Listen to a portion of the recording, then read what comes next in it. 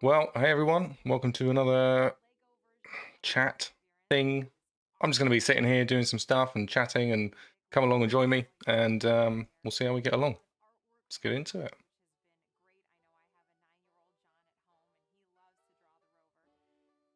So, just continuing today with some more of this. Really, I've been looking at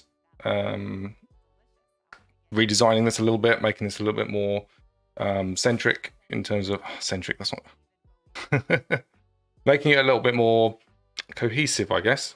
Figuring out what we need to do and just working along with it. I'm not going to go into too much detail with what's here. It's more just churning the work out, talking, and chatting with people who turn up and say hello for a little bit. So, yeah, let's get stuck into this. So one of the main things that came out of this, and in actual fact, I started to map out a little bit more of what we need to do here.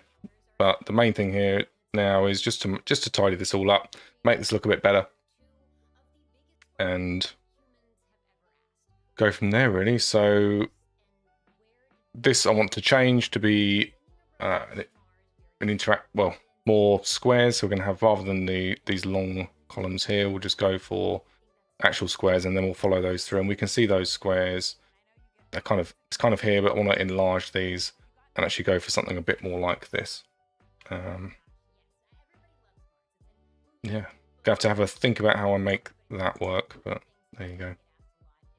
Everyone's working on UI Builder at the moment, which is I'm kind of jealous of. I want to get stuck into that, but I've got to finish this kind of stuff at the moment. I'm stuck on the old tech. I will get into it. I'm planning to do some UI Builder stuff at some point in the future, so we'll see how we go there, and hopefully you'll see some of that soon.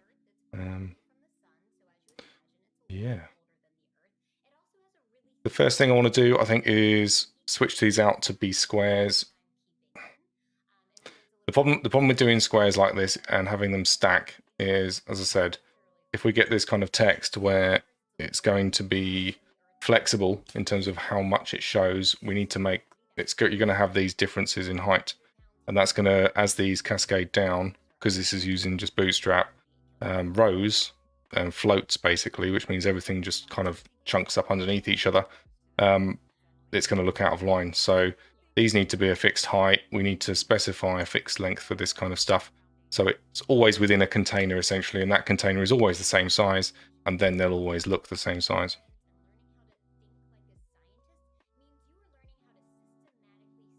I've got, in the background, I've got the mission control live going as well. I've got the Perseverance Mars rover landing tonight. So if you're not watching that, or you will be, I'm going to be watching it too, just having it on the side here.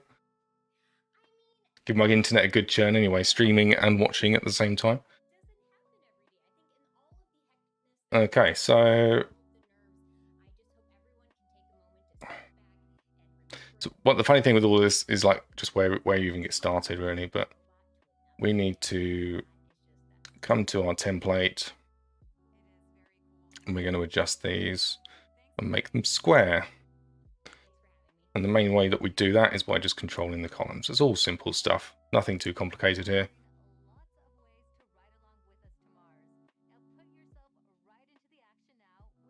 All processes.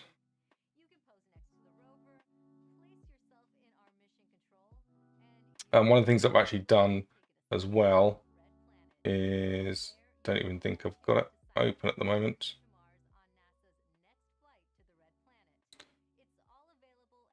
No, I don't. Just been working out some stuff on the background on this, so we'll feed that in.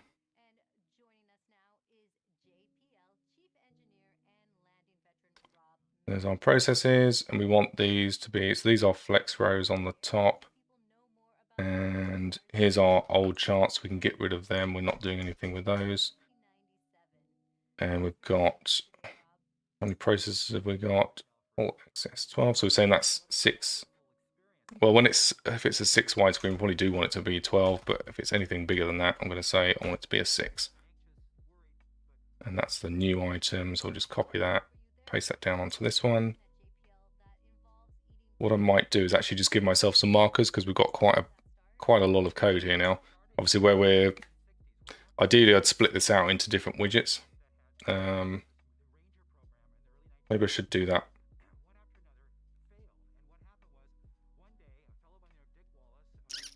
Can't bother to do that right now, because that is going to entail creating stuff into the app. And it doesn't really matter greatly.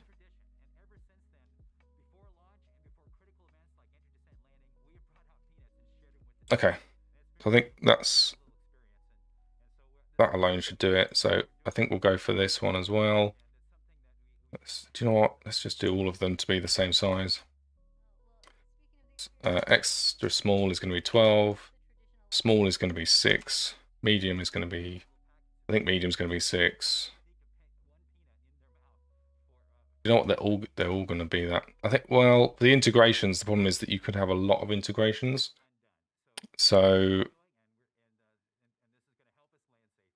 having those integrations massive might just be annoying if you're scrolling down. It's probably nice to have just the overview here, and then you can jump into which one you want to see.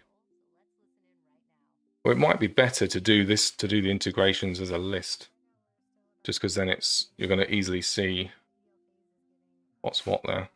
This is one of the funny things about interface design, is figuring out how do people want to see this. This is okay, but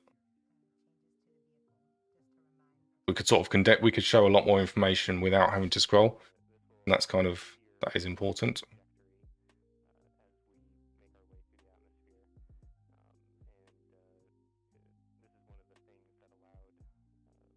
I don't think we can. Let's figure out what information we actually want to show. So we've got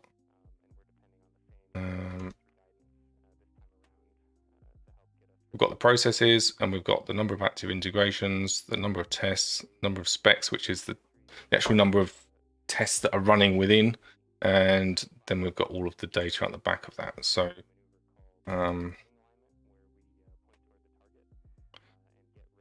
number of integrations. I don't even know if that's even important.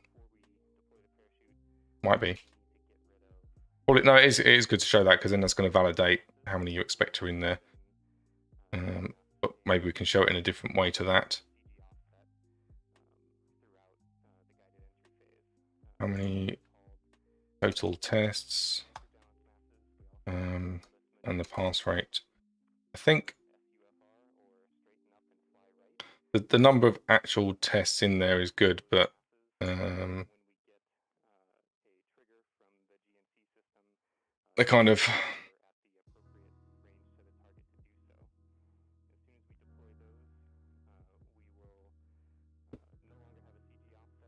so this is a test for incident starter. This is another test for incident starter. And actually what we're really interested in is the number of warnings. So actually that's going to need to come up as well. And then we've got the integrations, and that's kind of repeated then, because the number of integrations that we're looking at. We're looking at the integration, but then actually we're interested in how many tests. Again, we're interested in the pass rate, and we're interested in the warnings. And then for the individual tests themselves, so if we're looking at an individual process,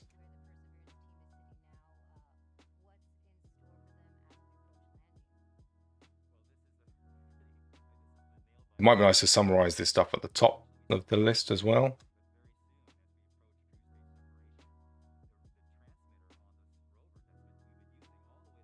So we're going to say total specs.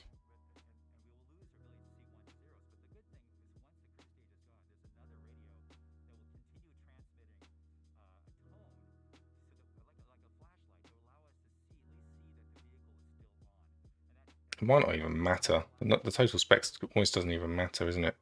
It's the pass rate, warnings. And then from there, we want to be able to see the warnings.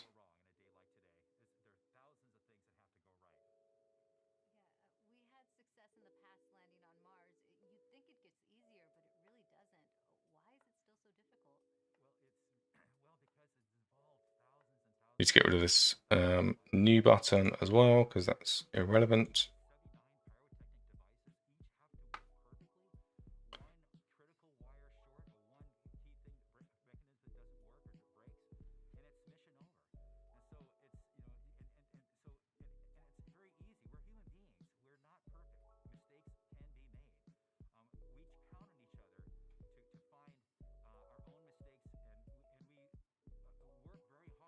So we've got the divider.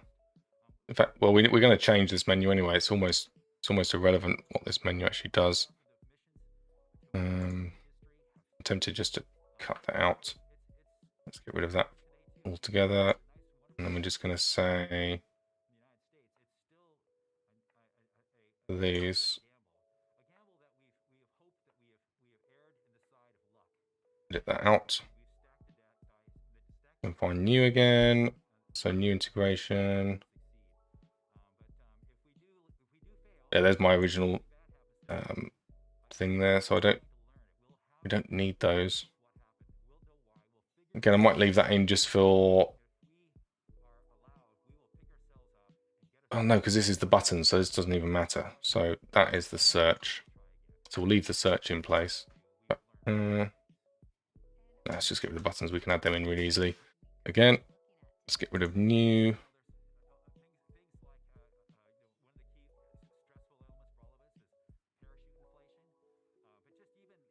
That one's fine. You haven't created. We kind of want that, and I don't think we want that because we're not adding a new process. Although, yep, don't care about that.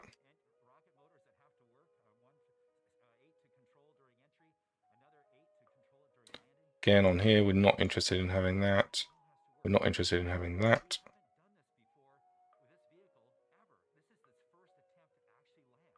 And that is the pop-up. So again, I think we can get rid of that pull right. It's not interested in it at the moment. We might, I don't know what we'd have in there for options at this point, because the thing is with this, we're just coming in to just look at the results. We've already got the results in the back end.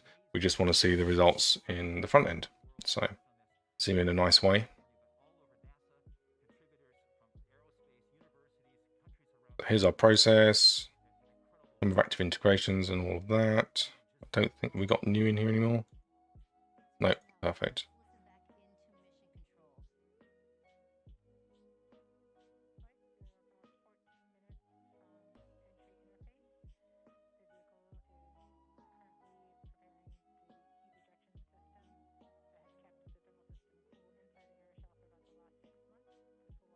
All right.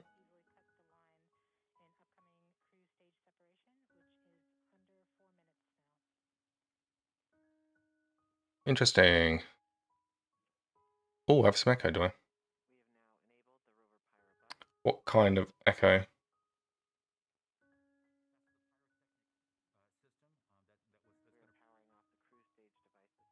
So I do have, let me mute this. Maybe it's just too loud. Drop that down. Good to see you, Jace, anyway. I've got the Mars rover landing going in the background, so maybe that was just, I had it on as quiet as I could get it, but I've just muted it now, so we'll see what's going on there. That actually looks quite nice being that size, so let's see if we can, because at the moment that's 2 inputs.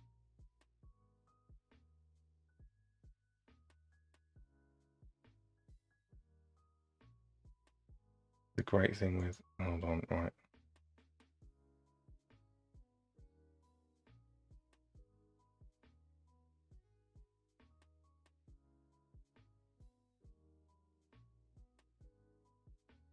Okay, that should be it. Cool. Thanks, Jace. I think I had it on monitor.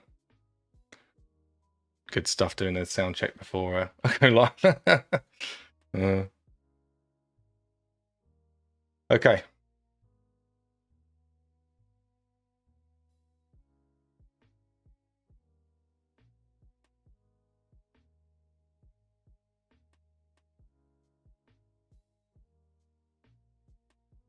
Let me know if that's better now. Still there. What the heck?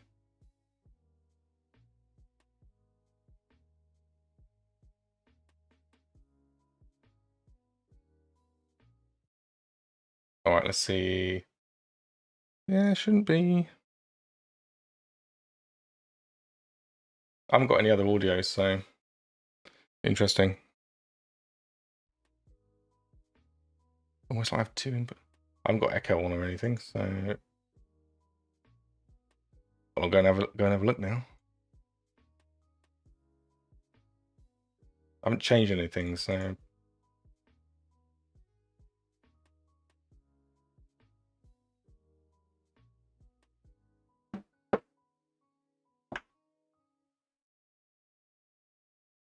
I don't know either.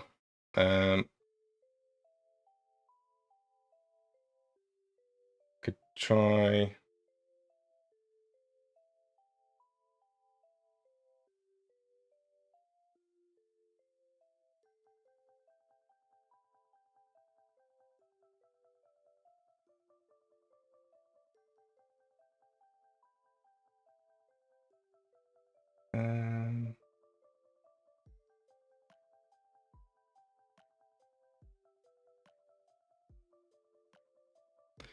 Yeah, makes me say some more. Sorry, I don't know what's I don't know where. I'm looking at the stuff on here. It looks fine. I've not got anything weird going on.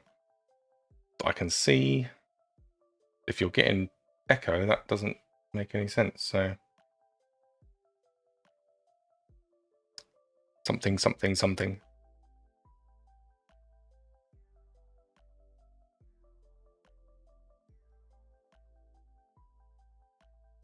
Is it still there? I'm guessing it is still there. Might have to go and look at it or something. Should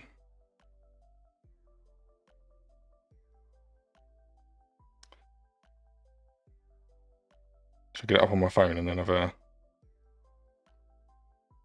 see what it looks like.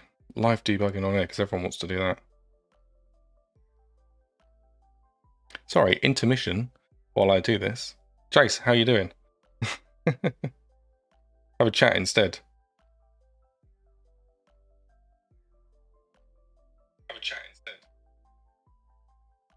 There you go, can hear me.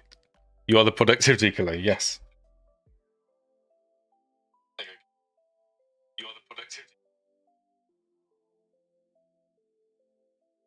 It sounds okay to me on my phone.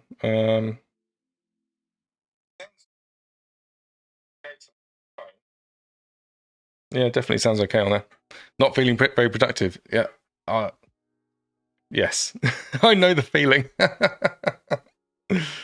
Oh. What are you working on at the moment, or what should you be working on?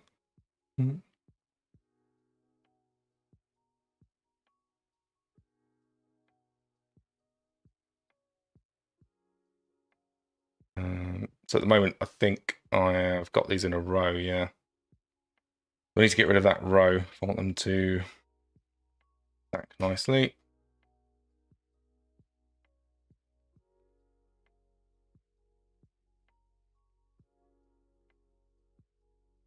Oh, I've got the row there, okay. Random notification process stuff. That sounds fun.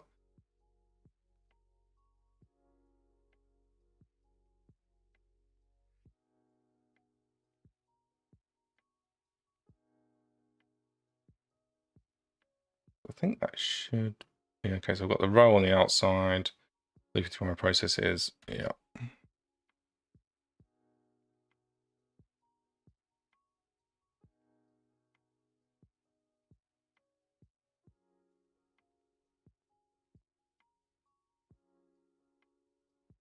Yeah, cool, man. Later. You probably won't miss much, though.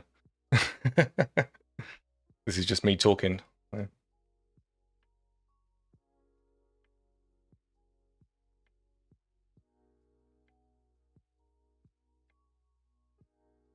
Oh, nice. That looks better. So I think we need to do some work on these. In terms of, I don't think it cares. Echo was you. Oh, that is absolutely brilliant. For everyone who stayed along during that process, just thank you. 5 minutes of me. Oh, it wasn't my fault. It wasn't my fault. I'll catch you later, Jace. Cheers for joining. No worries.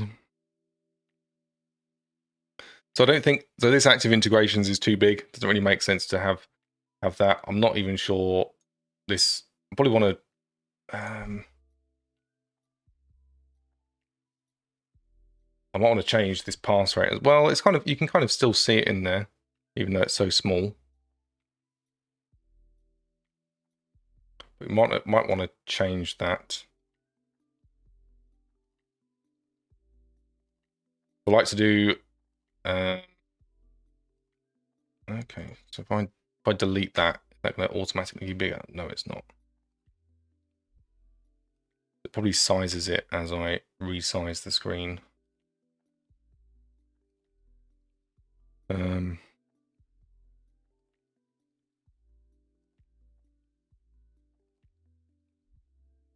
So let's just switch this around anyway. I think this whole thing needs to be clickable.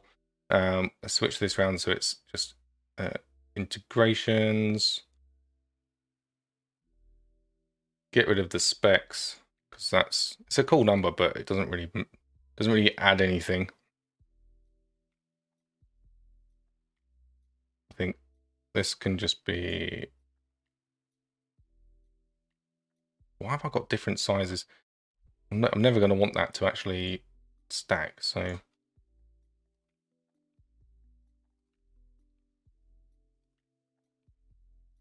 that's the first one.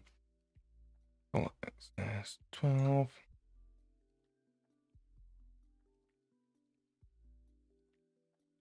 Get that. And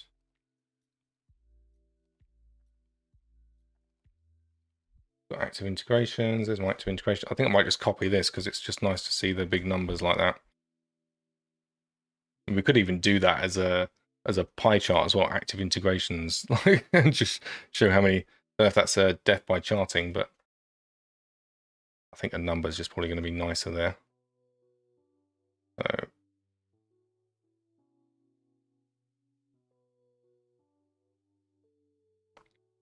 I think let's just put in the number of active integrations onto that. Let's not even worry about anything else there. Although, yeah.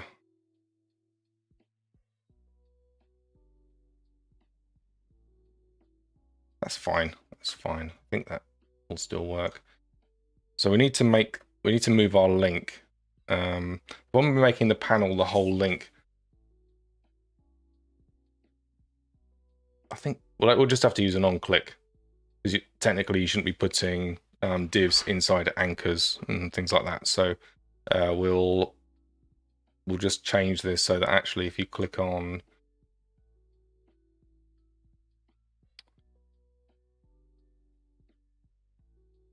because clicking on the test itself, it's not clear that this is actually a link at the moment. So it's probably going to be nice to just have this whole top header bar clickable. Or maybe just that. Maybe just put it on the name. It's going to be easy to do right now. So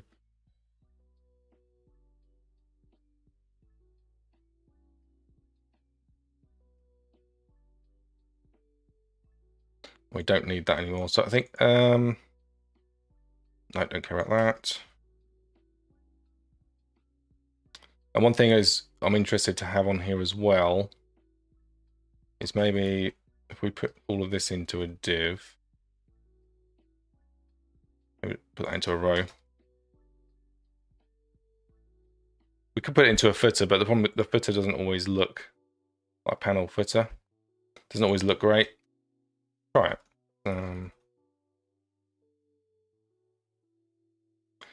I think, and then what I'm thinking here is actually if we do a button, Let's do it as button danger, like run all tests. What would be nice to do from here is actually to be able to click into the tests and run them.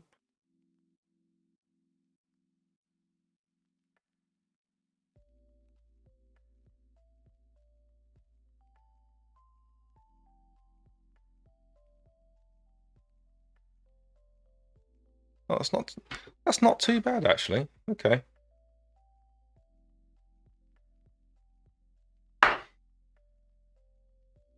Building like this is kind of fun, just figuring out what's going to look nice, what's going to work, what's not. So obviously we've got tests. That needs to say integrations. Actually, we need to do it like that. If I remember correctly, that is the sort of shorthand for gs.getMessage. If there's any reason why that is bad, I'd love to know. Although most people now will be looking at maybe,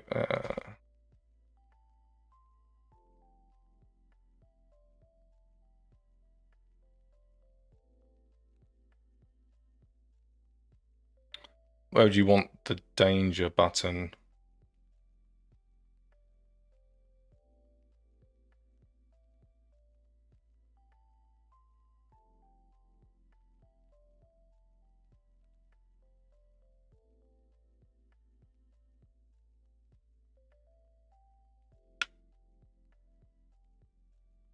Don't know if I like that or not, but it's there at the moment. So we've got how many integrations we've got. We've got the number of tests, which is for all those integrations.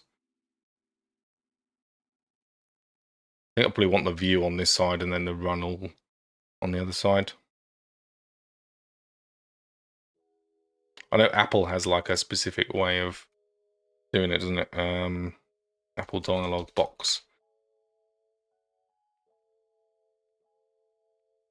Yes, they always put the... There you go. So it's the dangerous one on the left. And then just the continue on the right. Remove, download, show web page. It's kind of... And what's nice about this is it's always consistent. So you're naturally going to go towards... As you use it, you get kind of used to where stuff is going to be. So it's just sort of psychological understanding of how human behavior basically. You can get into a lot of it, and then when you look at Windows and a lot of things, they can be all over the place. And I think Windows is completely the opposite way of doing this for whatever reason. But see, this is kind of like unintuitive.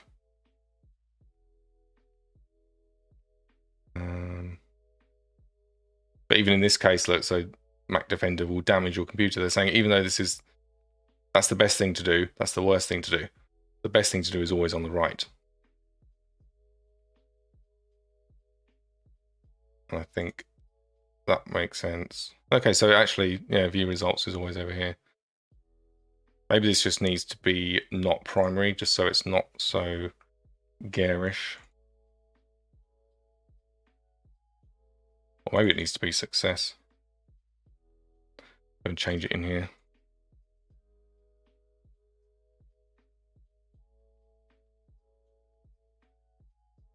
Again, it just feels garish with all the colors.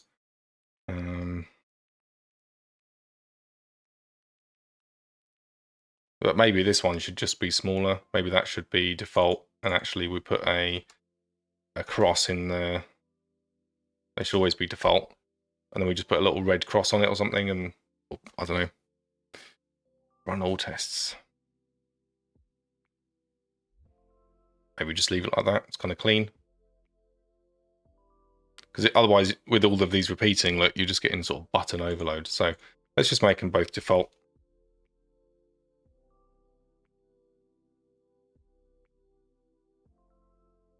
And what else do we want to do on that? So view results, let's make that anchor. And that actually is then the same as, in fact, we don't want the ngIf there. That's always going to be there.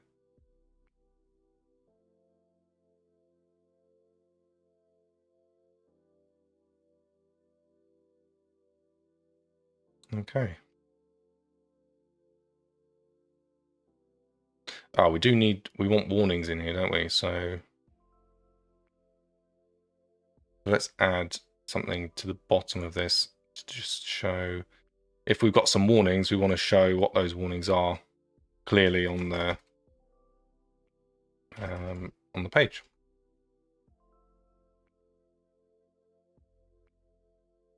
So if we're doing this, I think we've got the warning. I think we have the warnings in.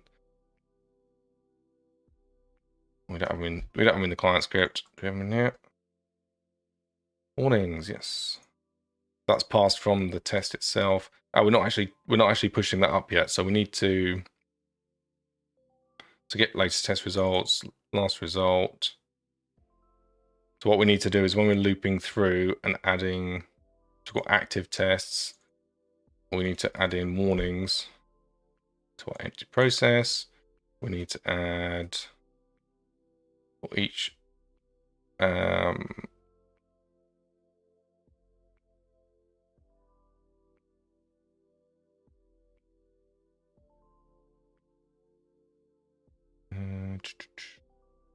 empty process.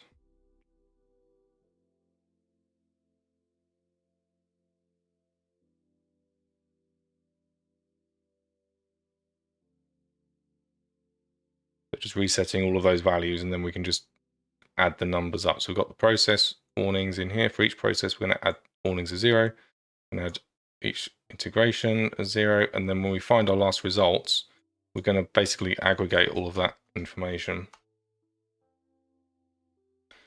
Welcome to the stream, guys. Thanks for joining. By all means, jump on in chat. Keep this relevant. If you've got questions or anything on the chat, let's do it. So integration.warnings. How many warnings have we got? And that's going to be totaling all the warnings from all the tests. So we've got test, last result, warnings. Because that is where our warnings are. Get last result. Lovely. And then we're going to pass that up to here as well. And that's going to be integration.warnings. So in theory, that should now give us warnings from the test, the integration, and the dashboard here. So the main thing with the reason for the warnings is that they're obviously, if there's a failure, you're going to want to go and look at it, look at what the failure is. But we can actually have things that aren't entire failures, but it's something you need to go and look at, and that's what we class as a warning in this case. So what we can say here is div ngif, and we can just say if the process has warnings. And you don't need to even put the greater than there. You can just do that because that will do a conversion to a Boolean, and that will basically be true or false. Or we can just be specific and say if it's greater than 0. And now we can do warnings, process.warnings. What might be nice here as well, maybe we'll see. Let's do a warning box here, which I can't remember the exact, the FA warn or something like that. So use the font awesome.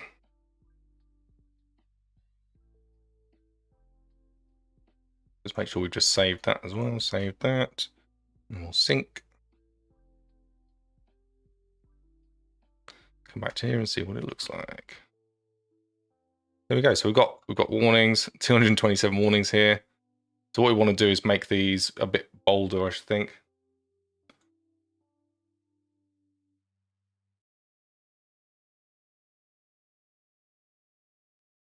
So Mars rover has landed by the looks of it. Everyone's going mental. Good stuff. If you weren't aware, the Mars rover is landing at the moment. I've just got it on the side here just to see what's going on. That's great. 360 degree view of NASA mission control. And everyone high-fiving each other. Good stuff. Pretty amazing, isn't it? We've managed to send something to Mars. Anyway, back onto this. So we've got our warnings in here. Let's go and figure out exactly what this, how we're adding our warning icon into this. So what I normally, warn is obviously not one. I can't remember exactly. Oh, there you go. So it's just warning. We can do that, and so we've got that icon. And then what we can do here as well is actually this isn't really. This might be big enough, but maybe we want to make that a bit bigger. It's just a bit much, isn't it? H5, and then let's just do the whole thing as text warn. Is it text warning? There you go. That just makes it a little bit sort of bolder. I don't think we don't want to put this into people's faces, but the most important thing is the pass rate. Having that little icon in the bottom left there, it's just going to be useful for people to see. Nothing on sending a warning count to the portal. Thanks for joining, Mark. What do you mean?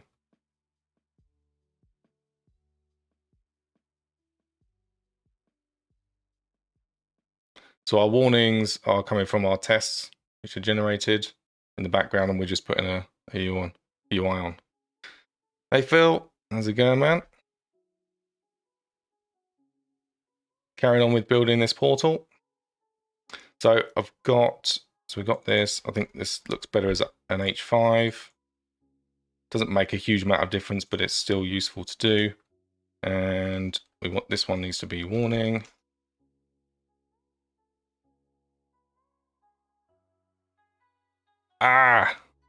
Nothing on sender. So sending the rover to Mars is nothing on me adding a warning to portal. I'm humbled. Appreciate it. So we're adding text warning to this, so we're making that look nice. So one thing that's interesting here is you can see what I was saying. Well, all of you who joined, obviously, yes, the rover has landed. All of you who missed sort of the beginning, one of the things I'm doing with this is making these just a little bit smaller. Previously, we had them full width.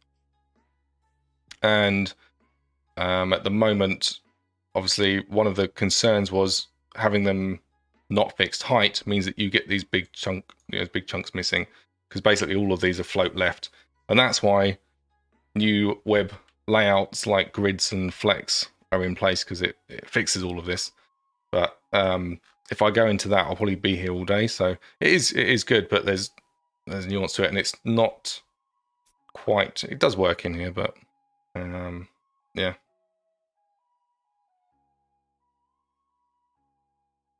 Okay.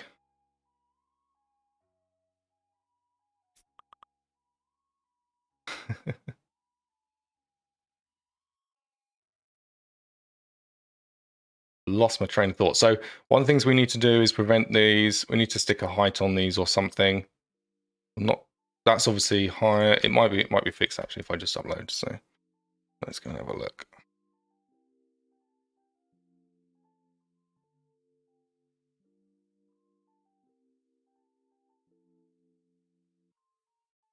Cool.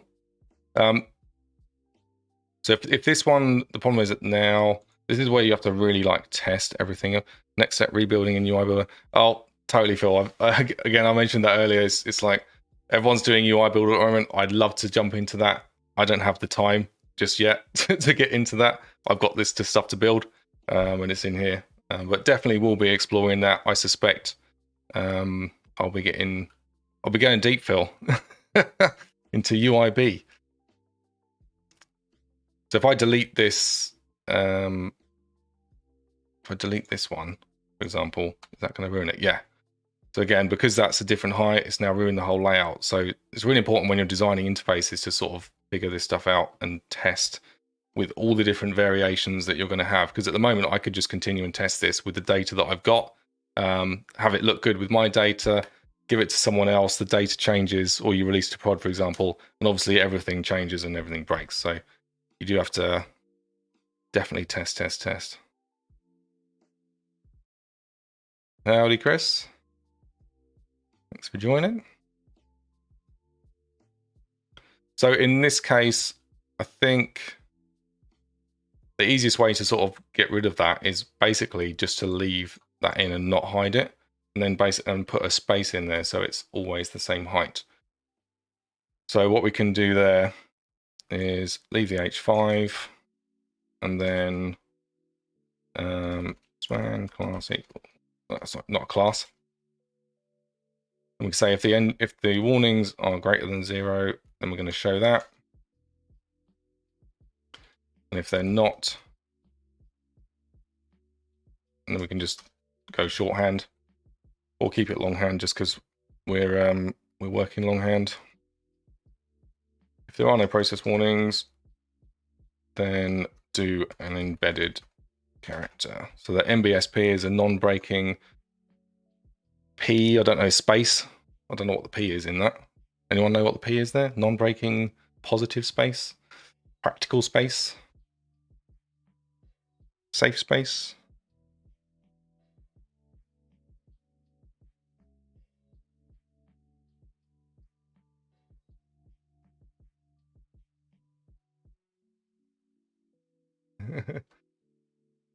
A non-breaking portal space. Oh, yeah, got it the wrong way around. Yeah, MBSP, thank you. That's what you get for not concentrating. NBSP, non-breaking space. Yeah, it's non-breaking space. Rookie mistake. That's what you get for live streaming and trying to do stuff. Multitasking never works. How does anyone else find multitasking? Cool. So I don't like that space, but it'll do for now. Looking into that, so I can click into incident and see my tests, or I can click view results, and that's going to go back to there. So good stuff. And what's nice about this, most people only have a handful of processes that they're going to be testing. But in this case, on this screen, this is just a 1080p view. I've got 6 processes there now, so that should be more than enough to cater for people. For those of you who missed it, the point of this was just streamlining this because we want to get as much information as we can onto one page so people don't have to scroll. But then there's a balance of that, of putting too much information on the page, and then you lose everyone. So I think it's good. We've got the number of integrations we're looking at. We've got how many tests across all of those integrations.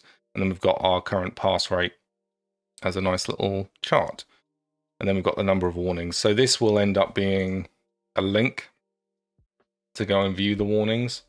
So that's probably, maybe put that in now. In fact, that can go in there. For now, I'm just going to put a void in there.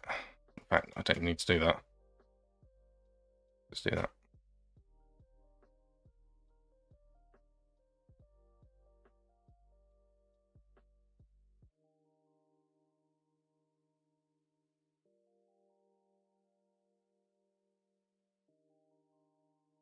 Interesting look. Okay, so that's so it's basically making it an anchor. It's now ignoring the text warning color that I put on there, and it is using the anchor color itself. We come into the class. If I do text warning on that, it does override it. Okay, that's cool. That's good to know. Sometimes you do just have to move the location of your classes to match. We don't actually need that on the H5 now. In fact, the H5 is not going to do anything outside of the A. So back to a div.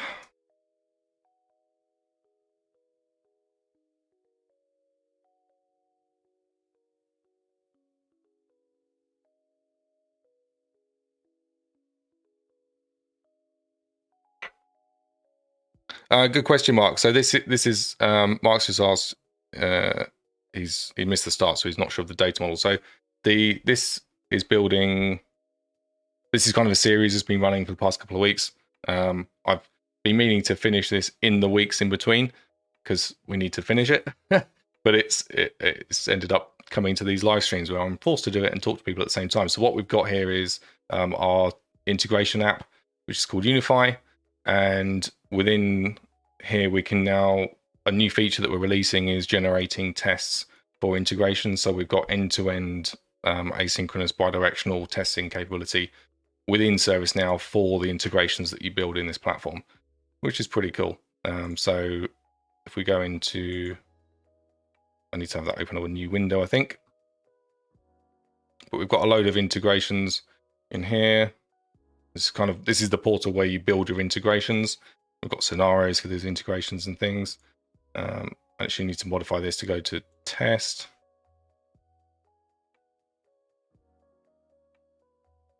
But off the back of that,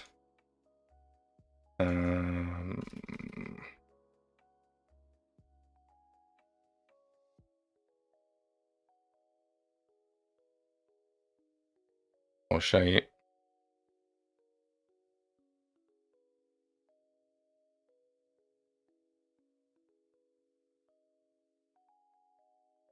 So within here, we've got a new testing section, and basically you can generate these tests automatically just with a click of a button from what we call a bond, which is the link, basically a collection of messages that's been sent and received for a specific ticket. Essentially, this is all about facilitating ticket exchange and e-bonding. You can use it for other stuff, but essentially we've got a series of tests here that have been generated, and within here we've got all the different scenarios that we can test, and then we've got the test results out the back of that. And the test results themselves are basically then pulled into this interface, so we can view those tests. And well, we've got processes at the top level. So your incident process got integrations within it. And so in this case, I've just got one integration, but I could have dozens. That's typically how MSPs work. They're going to build loads and loads of integrations, but all sharing the same common data model, or their process essentially. And then within those, we've got different tests that are being used. So if you find a bug in production, for example, with a specific way that a ticket, or for example, you're on an incident, someone does something, it causes a bug, you can then create a test case from all of the transactions that generated and were used on that incident, and then take that to your dev system, find a fix, run the test, and put it back into prod. And then you've basically got a lifetime test to make sure that issue never happens again. So pretty cool. So hopefully that makes sense. There's a whole bunch of other stuff in there, but essentially we're pulling that data back, and this is what we're looking for at the end of it. And then there are some other things in here. Let me just pull this over here.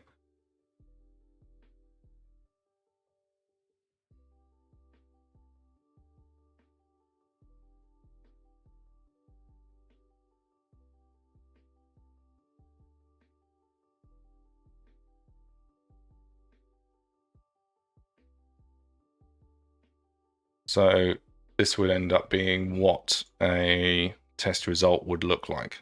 So it's running on a custom version of Jasmine that's in ServiceNow that we've pulled in, and then we're basically generating all of the outputs from running that. And this is ultimately, these are the warnings that are being filtered back up. So you can see I've got one warning in this test, but we've done all of the stuff that we're expecting to do, but we've just got a few warnings in here. So that's what we need to then bring up and surface to the user and say, well, actually, we couldn't check number because it's not in here, and we expected to see this, and that's not in here. So you can then take a very educated look at this and go, that doesn't matter. Thanks for letting me know. I'll carry on. That's where the warnings come in. Okay, so let's carry on. I think this is working nicely. So what we'll do is we'll continue this into the incident. the integration list may be better as an actual list, thinking about it. Again, not wanting to just scroll forever. Having said that, it does kind of look nice like this, but again, this is where I'm not an interface designer. I design interfaces, but I'm not an interface designer, if that makes sense. You know, just because you can do something that doesn't mean you're an expert at it, but yeah, no problem. So I say so a lot. So a quick look at the time. 9:10, lovely.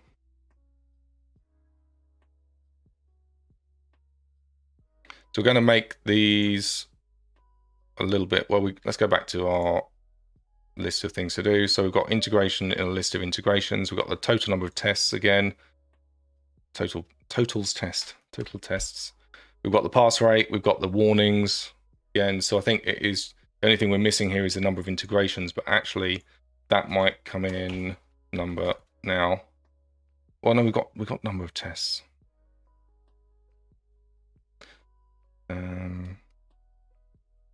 Maybe this is where the actual scenarios come in.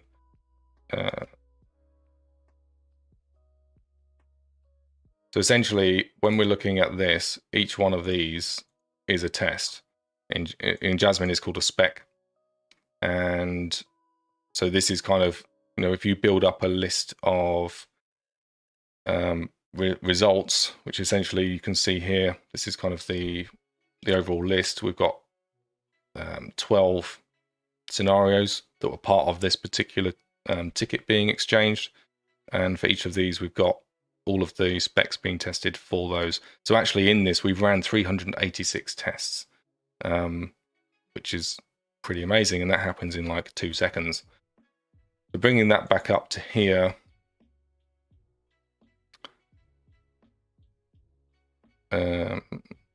Also, well, it's 386 pass, sorry, 454 tests that we've actually done with 46 warnings. I think it's going to be useful to see those. It's just whether or not we make them this big or not.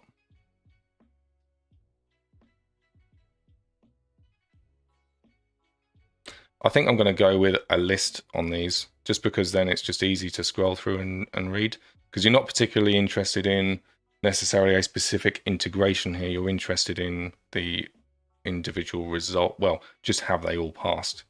So if you click on view results, probably want just a standard list in here. So one of the things is built in Unify is custom. This is a service portal that's been built from scratch, completely custom. And this is kind of our list widget. It's quite funny seeing what's coming out in UI Builder now and thinking, yes, we've actually got proper lists that can be customized. We've got events that can be put to anything and everything, and it's going to be good to get into. So, but this is kind of doing that. Shouldn't really showing that, but there you go.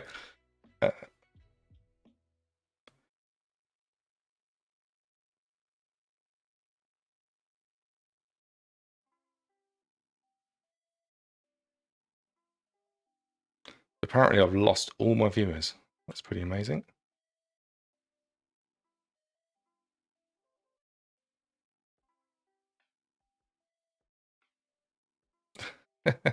Apparently I haven't. They're back again now.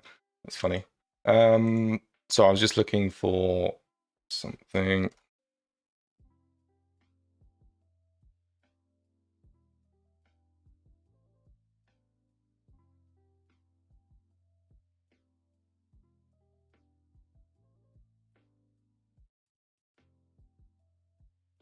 Sorry, bear with me a second. I've just got to have a look into over here. So this is all, as I say, this is a ServiceNow, an app on the ServiceNow store. This is what we do. We do integrations. We do stuff. Thanks, Phil. And so I just need to be a little bit mindful. It's sometimes tricky. If you're building on your own PDI, obviously that's a lot easier.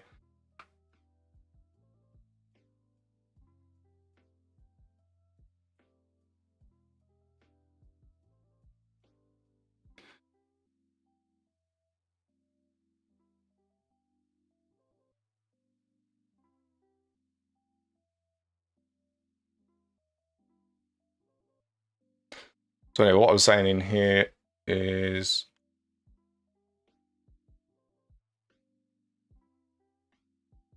apparently it doesn't load.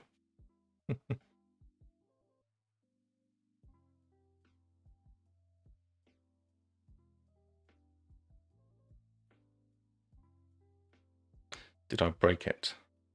Anyway, point is, all of this was custom built for this, not using out of the box widgets on this, but it might be nice to use that list in here. So let's go and find that actually. I think we can just do that from the back end. Not sure what's going on with this. Okay, it is there. Just ServiceNow being weird. Does that from time to time. So this is kind of a list. This is a list page. This is a list widget, and there's just tons of things you can do with this. We've got built-in actions. So if you click these, and it's going to actually update it. So we've got dynamic updating within the list. We've got portal modals that load up, so you can kind of edit everything you want. It's pretty cool. We're building an integration at least. So what I'm looking at here is finding that widget, because there's about 50 odd plus widgets in here to work with stuff. We've got an include list. I'm not even going to bother with that, because go and find somewhere where it's actually used and then just put it in from there. So the templates on these pages is just this, which is quite. We'll give you a little bit of a backstage tour of how the portal's built here. So everything in this portal is contained in this kind of content container. All of this is dynamic. In fact, everything pretty much on here is data-driven or dynamic. And we're using, you can't see it, but there's full URLs. So everything is perma-linked, so that you can copy and paste and send other people links and stuff, versus, all of this kind of stuff being JavaScript void clicks and things. And then within this, we've got basically this is the options to go and generate it. So this is the server script. We've just got some wrapping here for our own internal debugging, and basically this is our control code to generate the widget. So what I need to do is just copy that across.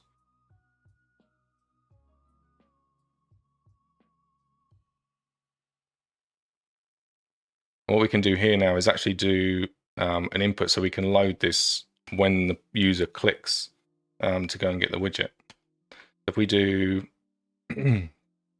case load, I'm going to do another one. So let's do, it's going to be called load integrations. And we're going to do data dot integration widget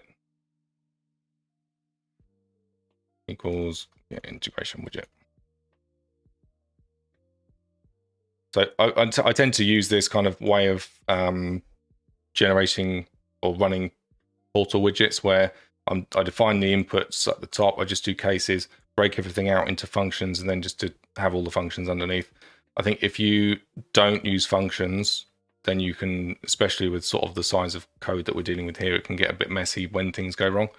It's not an if things go wrong, it's when things go wrong.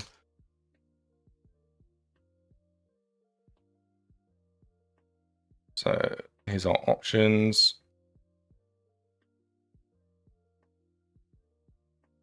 And so the target here, we can customize where the actual, that record is going to go. We can tell it which field we're going to look at, sorry, which table. So in this case, we're actually going to look at, this is a good point actually, maybe this list doesn't work. So this is specifically built for looking at lists of records, whereas in this case, we're going to be providing dynamic data, which we can do. If we have a look at a message on here, in fact, we're looking at all messages by the looks of it.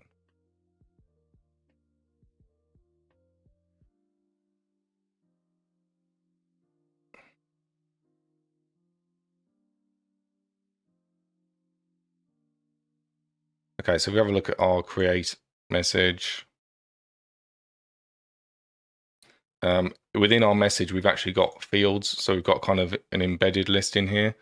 And this is completely dynamically generated from 2 queries, actually, because the way that the fields work is we've got a list of fields that you can use on the integration, and then we've got a list of and then fields that you've added to this message. So all of the ticked ones on the side here are ones that belong to this message and to the integration, and the ones here are ones that are on the integration, so you can pull them in, but they're not active yet. So this just makes it really easy to say, come into your integration, set up the fields that you want to share in your data maps. It takes like 10 minutes, and then you can just go through your scenarios. So in this case, we've got create, we've got an update, we've got a bunch of other things, and you just tick the fields that you want to include in your integration, and that will go and generate all your messages for you. So the point of this was, this is all dynamic. I think this is actually loading a field. If I click that one, it's going to be a different field to this one. So this one doesn't belong to a message because this is the global field, which is for impact. But this one is, yeah, the actual one belonging to this field. So we might be able to, I need to go and have a look at how we built that. So follow me into the rabbit hole if you want.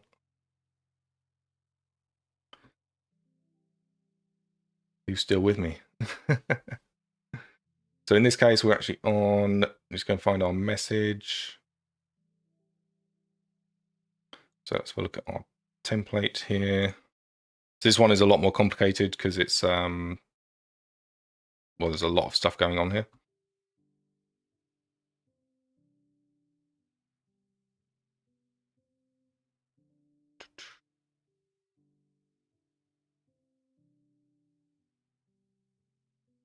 I don't know where I'm looking at the moment. So this is the fields. So in this case, we've got a view on here actually, and the view.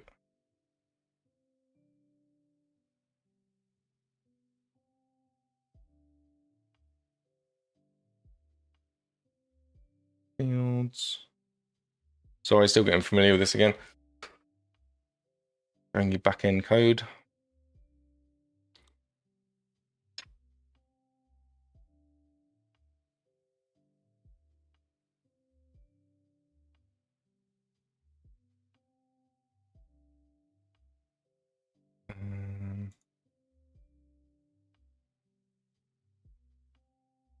It's been so long since I've looked at this. All the different icons and things. We've got all different stuff set up.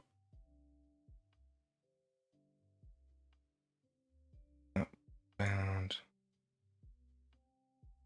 Add item.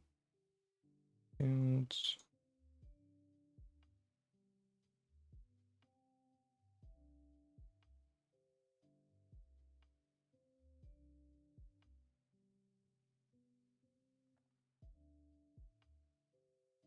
We've got a few things working with field here.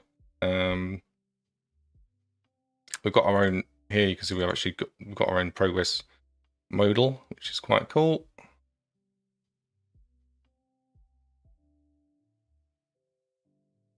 I can't remember exactly how that is loaded. It's basically,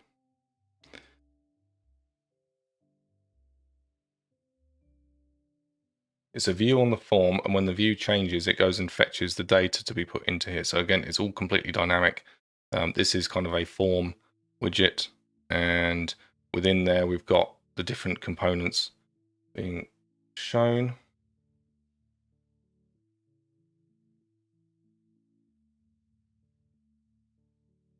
That's not the one that I want.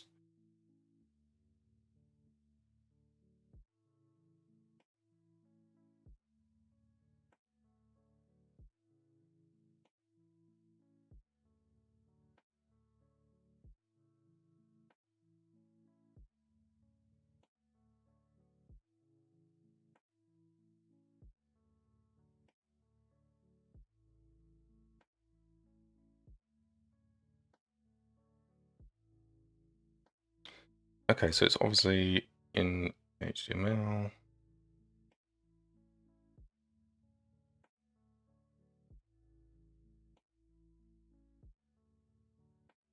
Okay. All I need to do is search for lists. So widget embedded list. And what we need to do then, so this is the Angular template for the list. And if we look for embedded list in here, it's not even used. Oh, it's a bit funny then.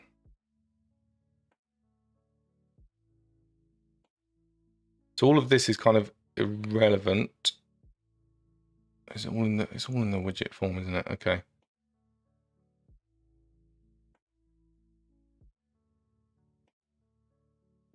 So this is kind of linking back up to this widget and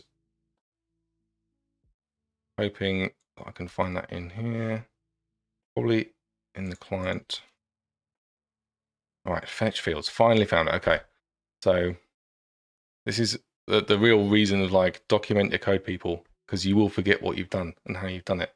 Got there in the end though, didn't take too long. So you can see here we're doing actually a client-side version of this, and that is because of all the stuff we're doing here, and we're just loading it on demand. We're still passing in all the same options and things. Got page size. So this is kind of cool in doing a different query. And so okay, this is still rendering, right? Yeah, this is the thing. This is still rendering the fields within each record, but because we can essentially, what we can do is say sputil.get, that's going to go and get our widget, which is called wsup include list. We're going to give it all the stuff to go and look at, and we're then going to, sorry, cool. And then we can call it, because that's a promise, we're going to get that promise back. We can then say, once that's loaded, then we're going to do some stuff with the widget. And the widget has an internal function called process rows. So what we can do is loop through all of those rows and do some cool stuff with it. And in this case, what we're doing is checking, is this a specific field to a message? If it's not a specific one, then we can't delete it. And then we can deactivate the integration field so they can edit them, and just basically modify it all. So I think with some work, we could modify that to add additional fields, fields to this. But I don't think I want to get into that right now, because I think that will be an even deeper rabbit hole to what is here. But anyway, it's a really cool kind of concept. Go and fetch some data using a widget. The widget comes back, gives you an option to do some stuff, and the widget basically does all the work for you when it's loading. So we're setting that when it comes back, then it's going to be rendered, and that's when all of this is going to run. And then we're just going to apply that to the UI, and that's when Angular is going to run through and do everything it needs to do. So pretty cool. So a little bit of a wasted journey, but it's still good. I think what I'm going to do is just stick with something simple and not bother going through all of this stuff right now. KISS is definitely the order of the day, isn't it? Keep it simple, stupid. Yes, I have been stupid in the past, but not today. Well, maybe I probably have been stupid today, but hey ho. So back to this then. So let's just build a nice, easy table in here. I don't think it needs to be anything fancy. It's a bit of a shame, I guess, to get rid of the grid, but I think it's going to be the best thing for us to do. So we have a process, we don't have an integration. I'm not going to do that.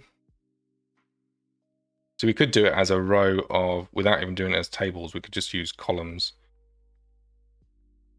Let's just stick with that then, because the thing with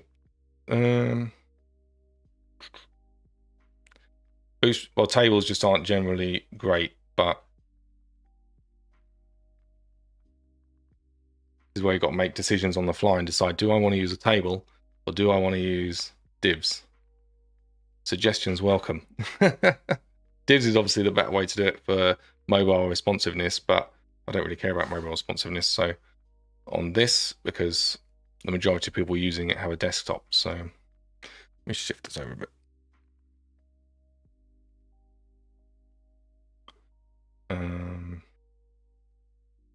Okay.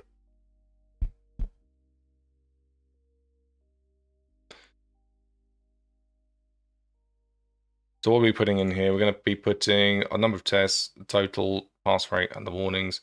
I think all of that is in there. I think let's just bring this down. We'll get rid of that in a minute.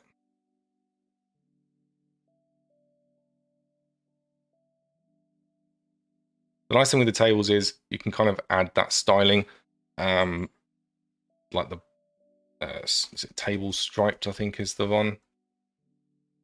Kind of makes it a little bit easier to read. Then we can do ing repeat on this. So for each integration in our integration stack. Phil knows tables are bad. Okay. But you're rubbish with divs. You can't. Is it possible to be rubbish with divs? I think tables get a bad rap because they were just so abused back in the day and totally guilty of abusing said tables. You know, you do your entire layout from top to bottom in tables. That was horrific, but they're still useful for presenting data. And in this case, that's what I'm doing. But the main downside with them is that they just, you've got to scroll with them if you're on a mobile. But then I think about that and it's like, but the data, if I don't scroll, that means it's going to stack. And that is often way worse than having to scroll, because then it's not in line. So you're sort of going, well, which row am I on? Whatever. I don't know. I think we want a couple of TDs in here. Do I need anything else? So we've got a filter. I might as well just use this. We're not currently filtering on these, but we might add that in later.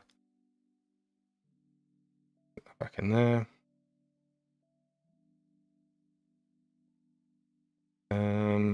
So okay, here's the problem with TDs. Okay, I'm gonna go with divs because Phil, you're saying you're rubbish with divs, so that kind of makes me want to do divs anyway, just to show you how to do it. And you're probably not rubbish, but the problem with cells is, you can set the width on these fine, but if you wanted it dynamic, it becomes a little bit more difficult.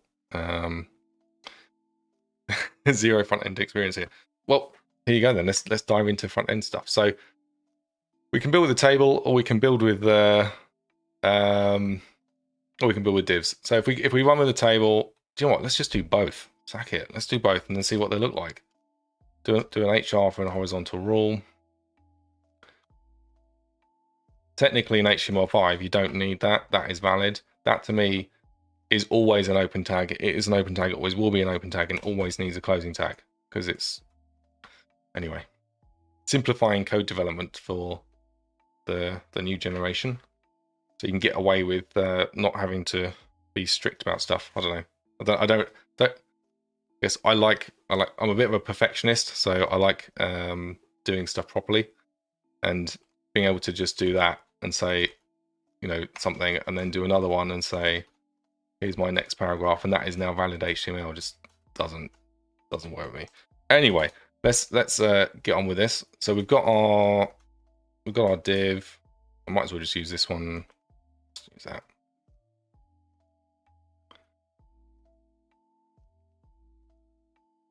We don't want row here because we're not actually. Probably doesn't matter, but if you're doing a row here, obviously that's going to adjust the padding either side, and then you'd need to put a cell inside. So we'll just get rid of the row, so it's just standard. I think on this one, integration, we'll design it similar to a table. So we'll have our outside table structure. In this case, I think we want it to be. This one is not a row. This would be a container, but we're already in the container, so that's fine. This is our kind of outside table. Here's our rows.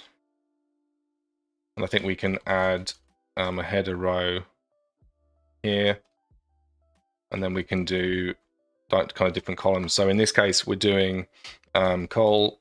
This, and for those of you that don't know, this is Bootstrap 3. There is now Bootstrap 4, which still uses some of the same structures from here, some of the same language. But in this case, we'll just we'll work with that. So yeah, thanks, Mark. So yeah, ending the tag conveys so much more intent. Absolutely. You know where you start and you know where you finish. And it plays better with code editors as well. So div class equals column. So col is short for column. So how many columns are we doing? And then basically the next two characters are determining your screen size. So we've got extra XS is extra small, which is like mobile. And then you've got SM, which is small, which is maybe, a mobile horizontal, mobile landscape. And then or like a very small screen. Medium is kind of like a 1024, like a 480p screen or something like that. And then so that's MD, and then you've got LG, which is large, which is anything above. I can't remember what the exact value is. It's like 1,000 pixels or something. But all of these columns you can have a maximum of 12 columns in a row, and you can kind of divide it any way you want between them. So I think we've got 4 bits of data that we want to show. So we're going to say 12 divided by 4. So each of our columns is going to be 3. I think that is going to apply whatever screen size you're on. So even if you're on the smallest screen, it's going to be 3 columns. That may break some stuff, but like I say, I'm not too fussed about catering for mobile at this point, because we just don't see mobile users for building integrations, to be quite honest with you, in ServiceNow at least. Maybe we will do one day, but it's not a use case our customers are crying out for. So anyway, let's crack on with this. So we've got our columns. So I think we've got our 4 columns there. Control Shift D is fantastic, or duplicating rows is brilliant. So number of tests, total, pass rate, warnings. So I think just in the interest of maybe we want more than that. So if we have a look at the test itself, we've got the number of passed, close the div tag, thanks. Number passed, number failed, number pending, number warnings. Maybe we just want to show that, but it's on this level. Let's just do that. 1, 2, 3, 4, 5, 6, 7. And then it's just going to be really clear. In fact, no, because we're not. So this is still the integration level, which is looking at the number of tests. And then we've got the last result. So maybe we do want that. It's going to be.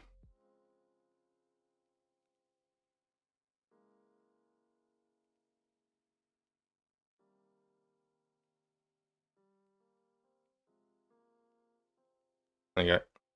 Thanks, Phil. I'm going to skip that for now, because actually it probably doesn't necessarily matter.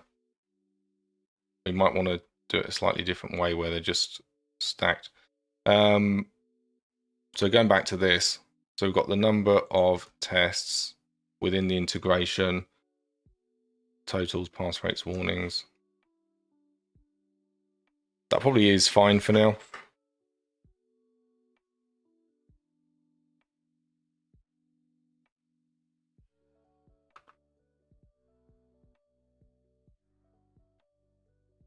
What was it again? Tests, total. We'll call it specs for now, but yep.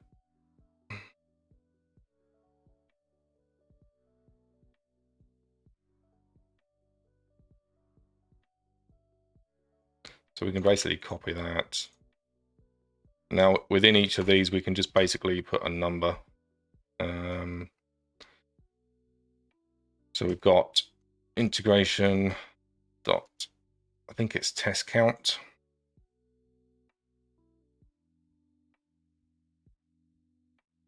Active tests. Yeah. Because we're not interested, we're not we may want to change this in future to be more than just active tests. I'm doing the double dots here just to cache it because that keeps Angular happy. It's not going to be constantly churning over each of these. And then we've got specs, integration, dot. Well, active test might have been the other one. Spec count is the one that I want here. And here is where we could put our little chart again, but I'm going to leave it as numbers for now because I think the chart just takes up a lot of space, a lot of real estate, where if you've got a list of 100 integrations, that's just going to make it difficult to read. So, like, we haven't had anyone do 100 integrations yet, but yeah. Yeah, so you do the double colon here, just because I always wondered what that was for. It's basic. Angular does a constant iteration over the contents of the page. When it processes this the first time, it takes anything that's in these double brackets. That basically becomes an evaluation. And every cycle, every phase that Angular runs through, which is constantly doing like 10 times a second, or however fast your browser is going to be re-evaluating that evaluation, that phrase essentially, or that text. So by putting that in, it's going to do it once, replace it, and then just discard it and won't ever do it again. As you can imagine, if you have 10,000 of these in a page, Angular is going to be really, really slow. So it's important that you just cache whatever you can, especially when you're dealing with huge data sets.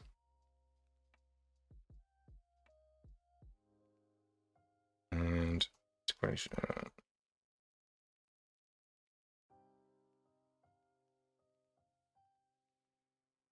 I think it's pass count that I called it. Yeah, pass count and warnings. So that now, when would you say not to use the double colon? So you don't want to use the double colon when you've got data that is being refreshed. So in that, if I had, for example, we don't use that in here in a lot of places because, so for example, this is up here. If I come onto this details page, create incident 2, that doesn't update that straight away until I save it. But what you can do is tie this input to this, and if you didn't have the double colon, then that would update that immediately as you updated this. It's basically when you update this, that's going into the JavaScript variable, and then Angular is saying that variable has been updated, so now it's going to update what's being printed there. Can you pass with warnings, or those counts exclusive, i.e. one pass, one warning equals 2 tests? Yeah, you can absolutely pass with warnings. That's the point of the warnings in these tests, because the warnings are a way for us to highlight issues that might need to be, that need to be looked at, because we can't programmatically determine whether they're a pass or a fail. And like I showed you earlier, that might be, when we're dealing with integrations, we're dealing with a lot of fields, a lot of data. We've got a lot of transactional data, a lot of actual system or process data.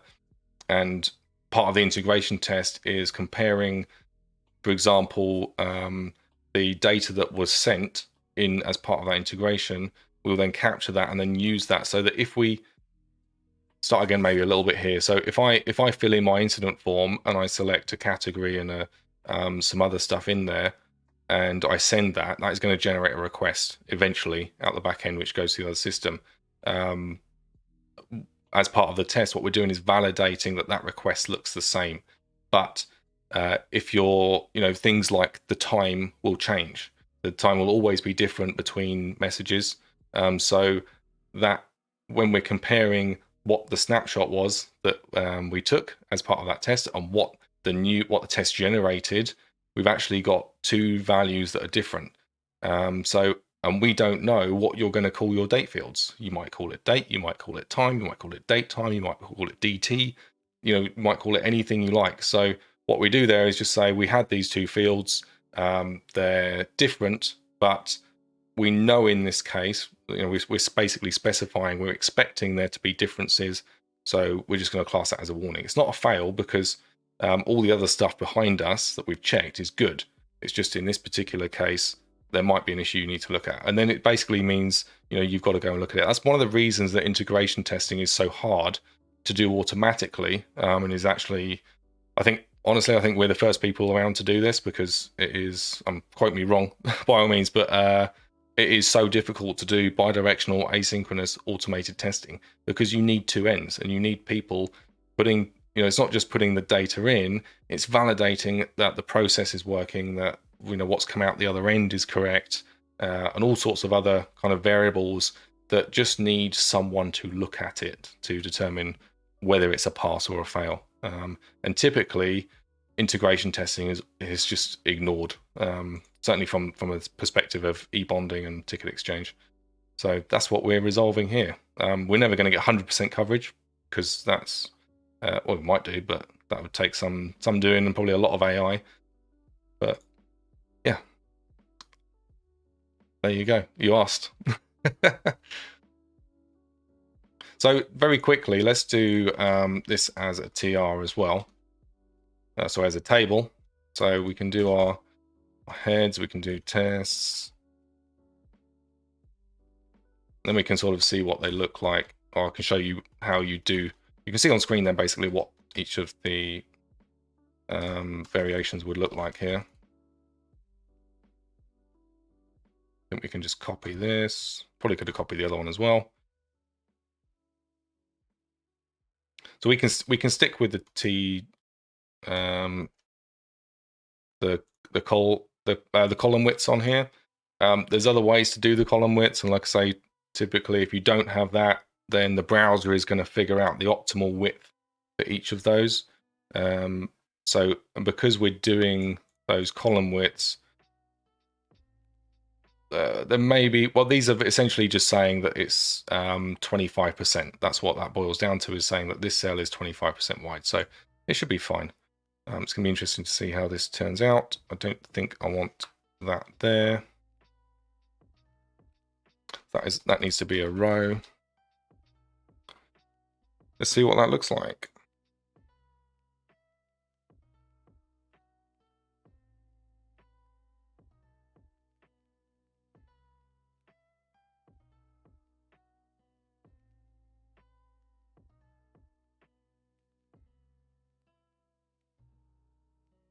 Okay, so you can see, I mean, we've still got this in here, should probably get rid of that. But essentially we've got our test. So this is our table, and this is our div table. And the difference here, obviously you can immediately see that we've got no backgrounds, we've not got no warn. It would have to manually add borders and fonts and all that kind of stuff, where Bootstrap just takes care of all of that and makes it look pretty. I think, so we'll look at this one. So in this case, you can see, because we've got table stripes, we've got alternating colors. This makes it a little bit easier to read. One thing actually that's interesting on this, I'm completely missing the name. So we definitely need to add the name of the integration to our list so that people know what they're clicking on. That might be helpful. The key differentiator here is if I opened a mobile view, you can see in this case it's actually fine, because the data that we've got is so tiny, it doesn't do anything. But if we shrink it, this is where, responsive, there are some responsive ways to make tables handle better. It's just not a big enough deal, is it? You can kind of see the snapping there as the media queries are taking place on the width of the screen.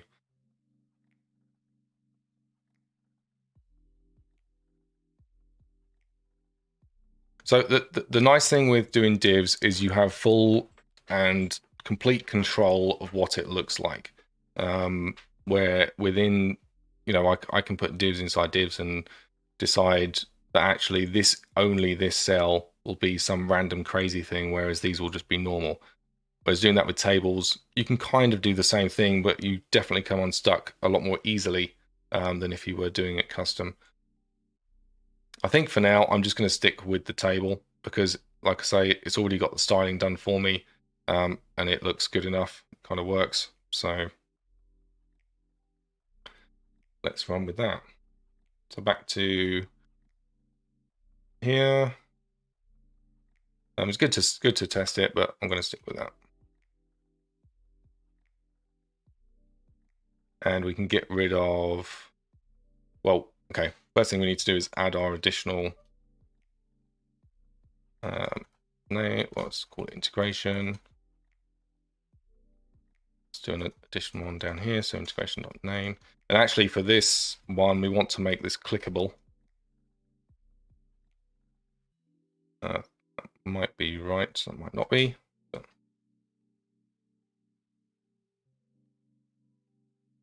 So let's just go and figure out what we need, if anything else. So here's our href. So I'm using, for those of you who didn't see the last ones, I'm using basically a custom directive to write the href onto the anchor here, which takes into account some processing and stuff.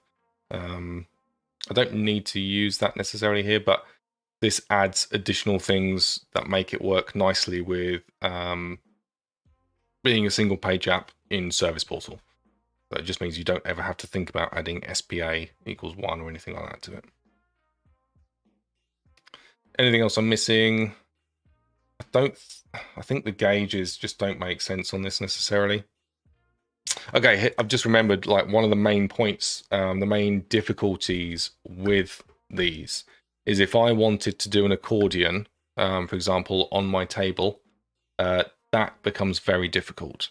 So if I wanted to make this whole row clickable and have something fold down and have more information appear underneath it, which now I'm thinking about it would be quite nice, because then you're not leaving the page. You can just sort of open these things up as you're scrolling through. For example, I've got this, these charts. Maybe if you click on this, that gives you the charts. To do that in here, I have to insert well, these are all cells. So how do I have something hidden that then shows up later? Well, I'd have to do it in a new row, really, unless someone's got any other better ideas. But when I've done this in the past, you have to insert a new row and basically say that's hidden. But of course, that if I hide that, I've now lost my striping, because I've got the one that I'm showing is here, and then the one that's hidden is the stripe, and then the one that's showing is there, and then the next one that's hidden is there. Yeah. So yeah, I think based on that, then it makes sense actually to go for the divs. But this is where, just doing proper UI design and figuring this out earlier is probably a better thing to do. But sometimes you just got to, I find it easier just to get stuck into it, get my hands dirty and play about, really. So I think based on that, whilst the table is easier for displaying data, again, like I say, I've lost the flexibility of opening something up. So I'm going to undo what I've said. Let's ditch the table. Thank goodness for undo. We have to add that stuff in again, but that's fine. So that can now go. And what we're going to do is stick with these. So integration, name, and then from here, we can do our anchor and put our href on here, which is fine. And so now, as part of my ng repeat, I've got this as a row, but actually this is no longer necessarily a row. We could keep it as that. So basically this comes down to, we can kind of cheat here. So we can just add another one on the end. And because this adds up to 12, it will automatically and always be forced to the next line. Something's beeping at me and I don't know what it is. Weird. So it's technically, I should have a row around each of these. So that's one row, and then this is the next row. But we can kind of, like I say, cheat a little bit here. And we can have, this column will just always be displayed. And what we can do here is not ng click, ng show equals, what do we want to do here? Integration dot show. So this is a really easy way to build in kind of interactivity into your stuff here. So if what do I want to click? I think what I want to do actually, because of the way I want this to work, I think I'm going to do this. The only difference with this is that it might. So we've got another interesting conundrum here. Let me update this and I'll share that with you. So if I put this in, what I was going to do is add this on the top here. So an ng click on the outside, which is basically going to say integration.show, and then just invert it. So every time if you click this, it's going to set the show to be the opposite of what it was originally, because it's never set, because it's only defining it in the UI. It's going to set it to true when I click, and that is then going to update this, and it's going to show our additional row. Now let's do that. Do I need to get rid of anything?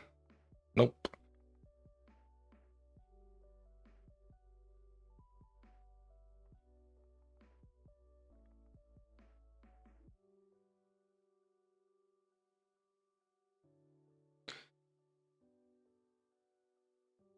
So if okay, here you go. So I can click on this, and it's doing what I want it to do. It's a little bit ugly at the moment, obviously, because I've got 25% width on all of these. So you can see kind of what's happened, because it's added up to 12. It's just rolled over to the next line. So I need to adjust these to be 18%, I think, something like that. So that adds up to 100%, which will be col. I've got col 3s at the moment. I'll need to make something different. I have a bunch of col 2s, and then another one to add up to 12. But if as I'm clicking this, I could click this, and that works in this case. So I can kind of get away with that. But in a lot of cases, that is actually being picked up by the ng click behind the scenes, which sometimes can cause major issues, because you click this and it opens this, and it's like, so you have to then do kind of cancellations to the events and things. In this case, as we've just seen, looks like we're fine, so I'll carry on as is, which is nice. So for these, I'm going to make these just one wide. So we've got 4, maybe I'll make them 2, 4, 6, 8, and then we've got a 4 wide on the front. So our integration name gets 4 and 2, 2, 2, 2. Probably is a little bit too wide. The other thing that I might want to do as well, let's add some content to this, because or not some content, some styling to this. We're going to define ourselves a class, and let's call this integration list, for example, and then this is going to be our integration list header. And then I think each of these, integration list row. So I kind of, there's a bunch of ways you can call stuff. I tend to start, if I'm doing this kind of cascading thing where it's all linked and it's all in containers, I'll tend to just sort of have the name added on, and then it's kind of easy to know what I'm working with, because they've all got the same context. So that's good. And then let's open the CSS. That's not the CSS I want.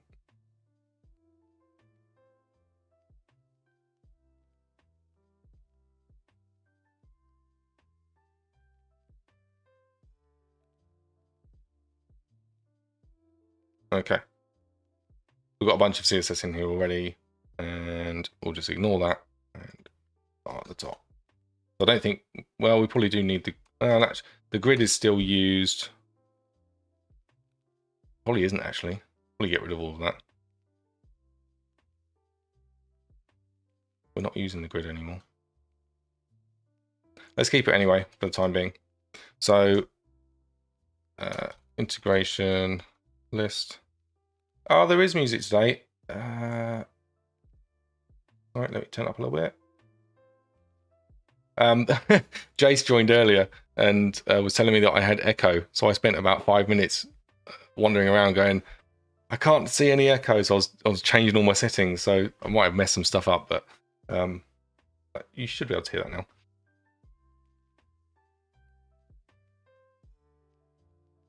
Yeah, I watched one of my own back. I think it was yesterday or the other day, and I was like, oh, I might have the music a bit too loud, but anyway. So we've got our integration list.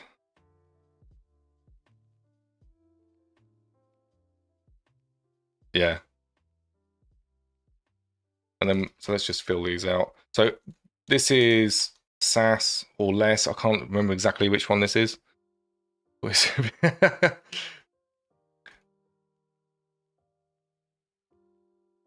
So we can, we can nest these as part of that, but just in the interest of keeping things like we have done here, in the interest of keeping things clear, I'm just going to carry on with this.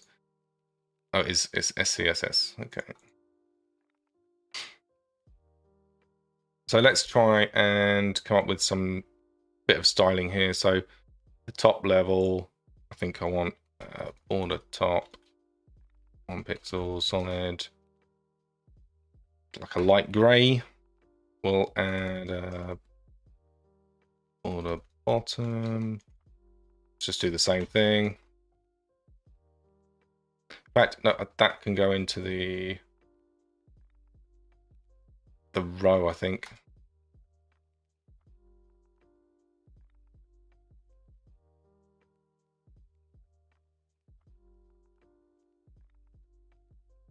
It's actually going to be on this one. And then on here, and I think, excuse me, don't know what's going on there. Probably want a bit of padding. Let's do 4 pixels on top, 2 pixels either side. And let's see how we get on with that. I think we'll just copy that across to here. And that should give us at least something semi-decent. And I think on the top here as well, we can do background color. Let's just go, yeah. Nice light kind of color. What else am I missing? So I've done the rearrangement of these. I want to get rid of this, I think. Let's just chuck a bunch of those in.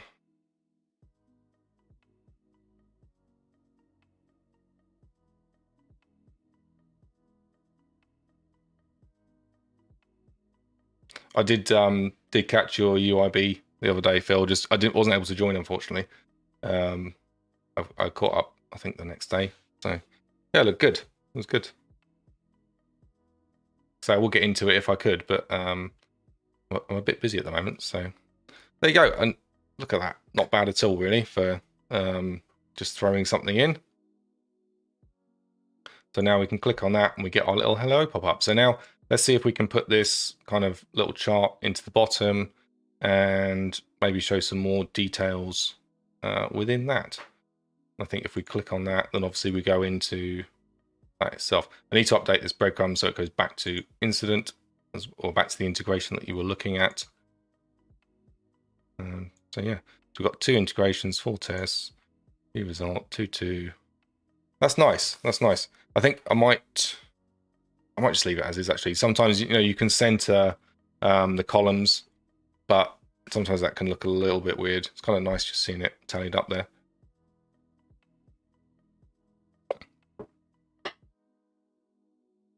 And what we can do, what I was thinking as well is on the top. So at the moment, sort of this is the kind of detail view. It might be nice to have something when you come in at the top that is just kind of showing everything and doing that amalgamation and just, just summing everything up. And then when I click on this one, I'm going to have that sum at the top as well, which is kind of just a more detailed view of what I've got on here. So let's, that's interesting, isn't it? Look, so that remembers what I was looking at when I come back into it. It's kind of a cheaty way of doing it, but it's good. It works for what I need at the moment. So I think from here, we just need to add the more detailed bits and pieces now. The main thing that I'm interested in is it is just this canvas, I think. So let's just get rid of all of this. Lovely.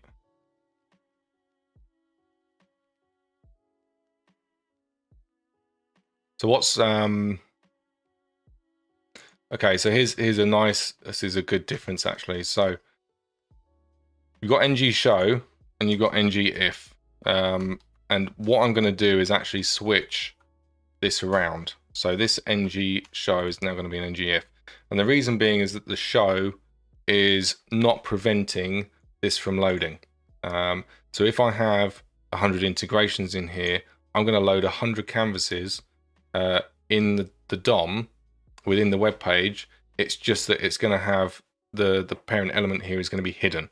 And what that's going to mean is that Angular is doing a whole load of stuff. It's going to make the page loading horrible, and it's just not going to be a great experience. And there's no point of it doing that anyway, because it's a waste. If we switch this to an if, what that's now telling Angular is that this whole element will just be stored in the background, and if and when this show value changes to true, only then is it going to render this in the UI or in the browser. So what that means is I'm only going to load a canvas and run this code once when I click. And then if I click again and turn it off, it's going to unload it from the DOM, get rid of it, and just keep it clean that way. So it's a really good, just important. Don't just always use just your ng shows.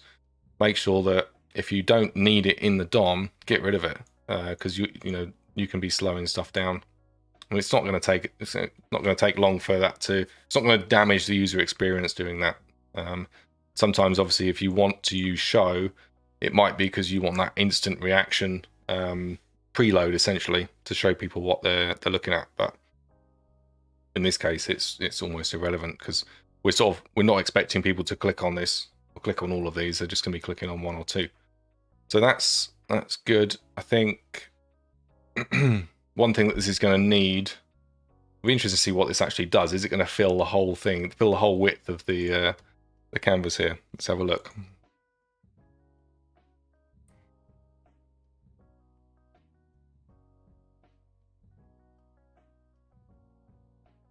Dun dun dun. Yes.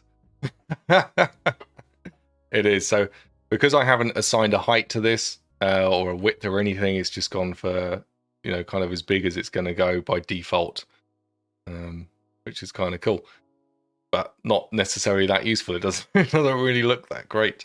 So what I think we can do here, we just need to figure out what this is going to kind of look like. And I don't think at the moment. Let's go have a look at our tests, or our test results anyway. So here's our result. We've got all of this kind of data up here. And like I say, we could have a few of these per integration. So if I'm dropping, when I'm dropping this down, we might have just another sublist load up of all the integrations within that test. Maybe that's a good place to start. And then we can sort of add these into the mix there. I think I've got all of those here. So within here, we're basically going to do a sub table, but we'll stick with what we've kind of got here. I might want to do this as integration list row, because then that's going to just keep that top line out there as well. And then within here, we can just start a new table. So let's just copy this. And I think we click into this and have a look at what we've got. So we've got our incident. So we've got the name, we've got the number that we passed, warnings, and obviously we've got the other information that we can add here. So all we need to do is look at what that looked like. We're going to need to fix that breadcrumb at some point because that's annoying. And that is just down here. So we've got the test name, and actually all we're doing is repeating the test. So I can just copy what I'm doing there. A big part of sort of data, in interface design is being able to slice the same data in different ways. So you've got different ways of viewing it, and thinking about how people are going to use it, how can you inform them quickly, and not reduce the number of clicks they've got to make and all that kind of stuff. So I'm not saying anything of what I'm doing here is perfect, but at least I'm kind of trying to think about it. So so what we've got in here is integration.tests. So that is the one that's loaded. In this case, this is just going to be what's selected. I've got the track by in there, and we can kind of copy this. We don't need that ng show. Just need that integration list. And within here now, let's figure out how many columns we want. So we've got the name. Oh, I think yeah. So we've got the name of the test. So each name. So this number here is the bond that generated this test. So we still need the name. So testing list of tests. We need the test name. We've got the pass rate. To be honest, having state and status is probably a nice one to have, because the state is that the test completed end to end, and then the status is whether we passed it, we failed it, we errored it, or we just skipped it altogether. I don't know if we're capturing all that at the moment. So jumping around all over the place.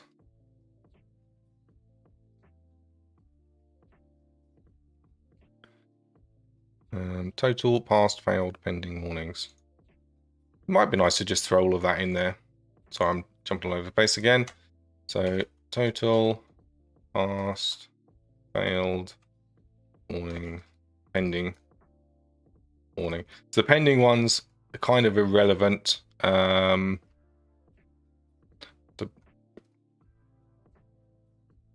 Because the so we've got we might want that to come into there. So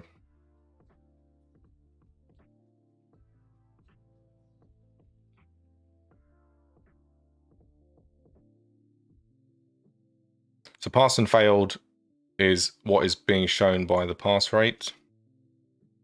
So in here, we've got 115 passed, 5 pending, 8 warnings, but no failures.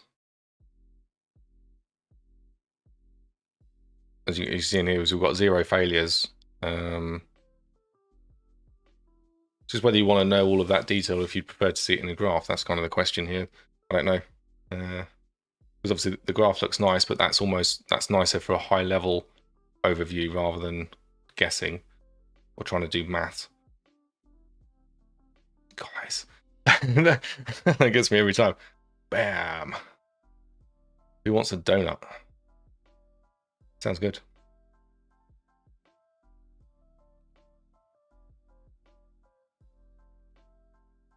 So let's just copy all of these across. Maybe we just chuck them all in and see what it looks like. So this is one thing that I kind of like to do. So you can sort of in Sublime anyway, at least I can do Control Alt down.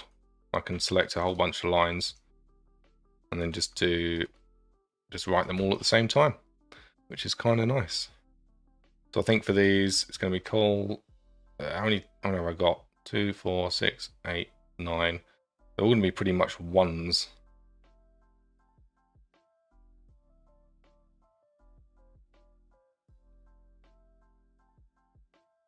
And in here, then we can just do, so again, let's stick with the caching, because we're not expecting that name to change within our page. The user's not doing anything changing it, it's just static data. It might change if you're doing a record watcher and you're updating your object on the fly, but if you did that, what you can do there is actually just update the entire object here, and then Angular will reload everything. You don't necessarily want to do that, but there's different ways of handling things. So test. What are we actually capturing with test?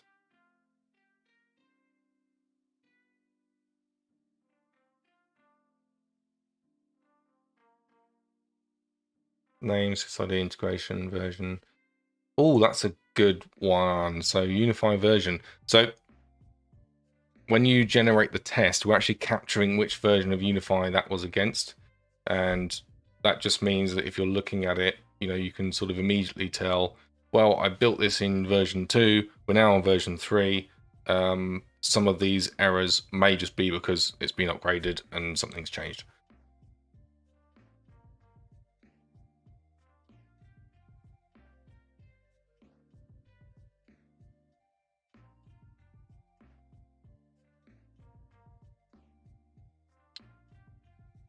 I think... So what we're viewing here is the last test. We've got the test itself, and then we've got the data from the last test. So just trying to unpick this all. So unify version, I think this should come into here. We could even do that as a badge, for example. And then we've got integration. Well, we know what integration we're in. We've got description, we've got active. Active might be useful as well, but we could probably display that a different way. So we could highlight like the whole row red if it's inactive, or gray it out, for example, or something. And then we've got the last result. So I think that's fine. We can deal with active in a different way. We could do an icon on the side. We don't need to have that as a true false in the list itself. And the last result is what we're going to be using this. So I think we're good. So let's do the what is it? What we called it? It's test.name and then unify version. And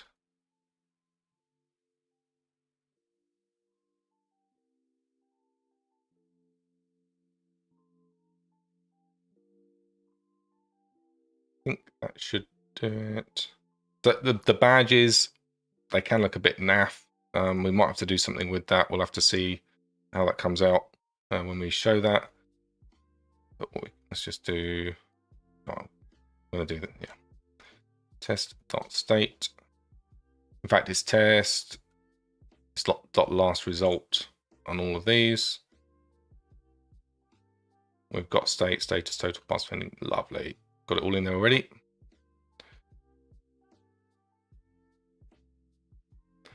Now all I need to do is do all of these.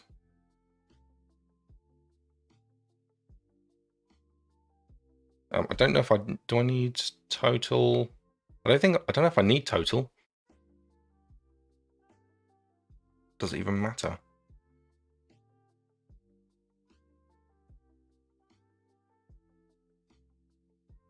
Total pass fail pending warnings. Yeah, let's just leave it in there. It's kind of useful to just, again, it's just validating and do the numbers add up.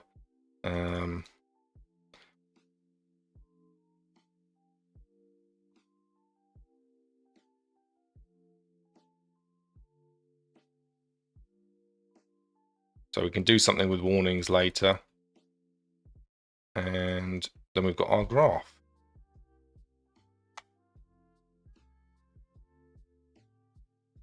So let's add, how many columns we got? 1, 2, 3, 4, 5, 6, 7, 8, 9. So I think what I want to do is make this a 2 and this a 2. We may want to revisit this because there's a lot of data in this, which, and this again, this is kind of, you got to balance out. Do you want to use a table or do you want to use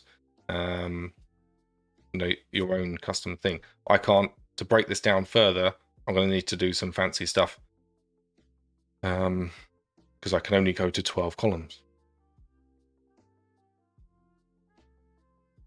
I think that should be. Let's just give it a go and see what happens. I think.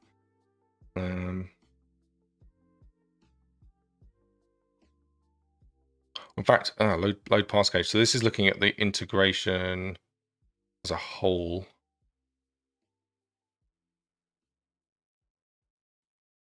Whereas what I want is this one. I think we get rid of the integration as a whole on here. Let's maybe just move it out the way.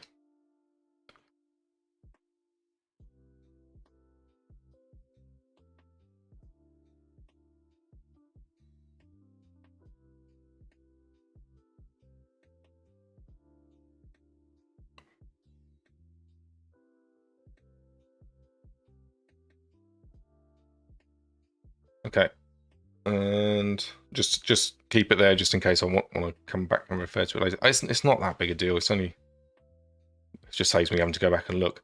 So I think let's try that and see what that does.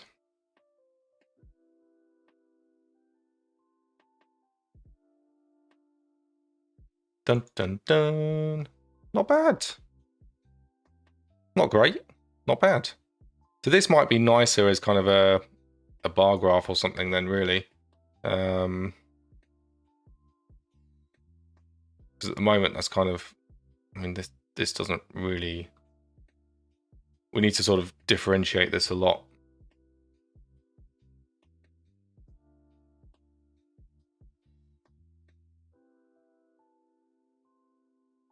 That needs to be put inside. So let's do some live editing here.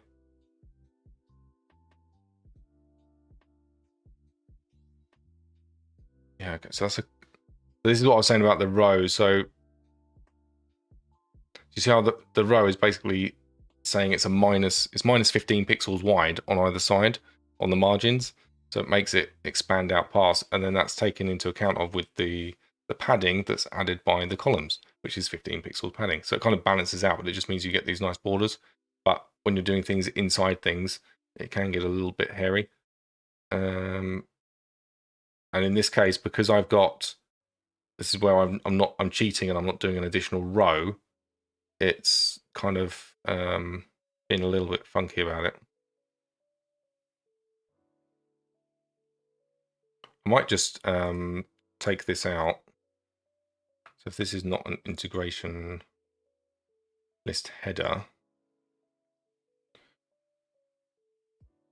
that's kind of a little bit better.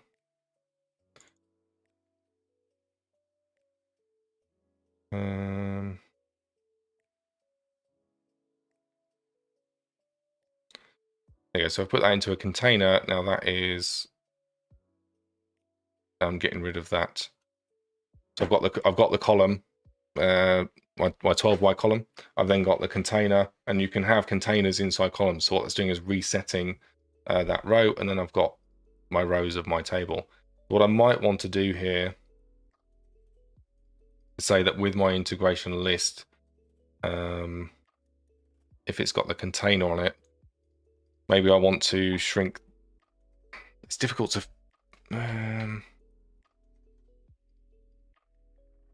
because you've got two tables now essentially. It kind of makes it difficult to read and understand.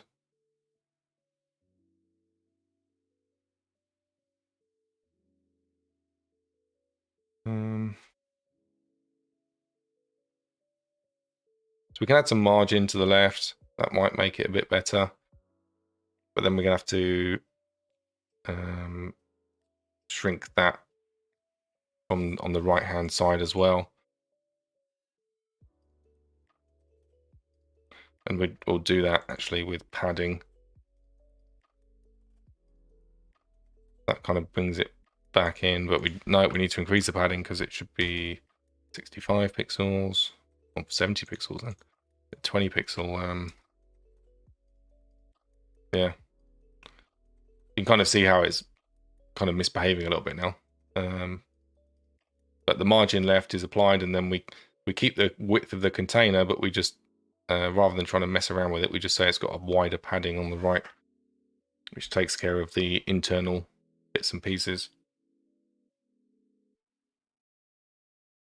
How much in the weeds do you want to get, guys?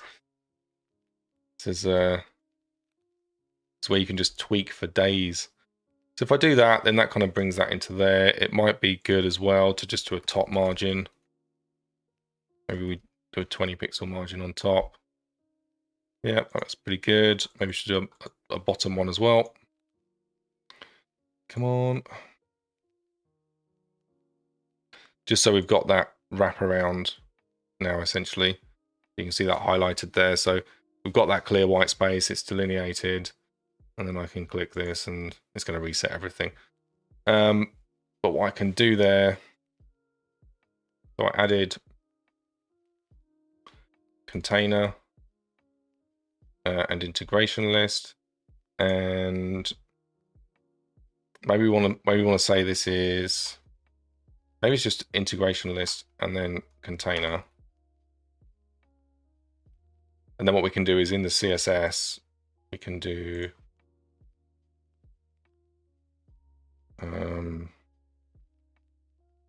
so that when that's used with a container, then the margin is 20 pixels on the top, 0 on the right. Just trying to think, do we want to set that? It's probably fine as it is. So 20 pixels on top, 20 pixels on 0 on the right, 20 pixels on the bottom, and 30 pixels on the left. And then we want to say the padding right is 70 pixels, which gives us that kind of 30 plus 20 plus 20. I think that's right. Yeah, so I think that accounts for it. Let's give that a go.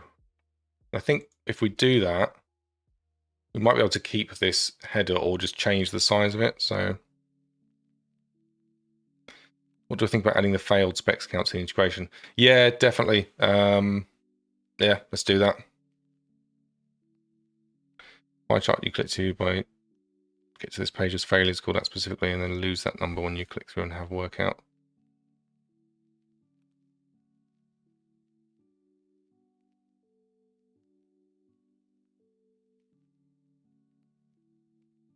Oh, I see what you're saying. So this has the failures here, not past 10, and then I click into, yeah, you're right, yeah. So let's definitely add that in as well.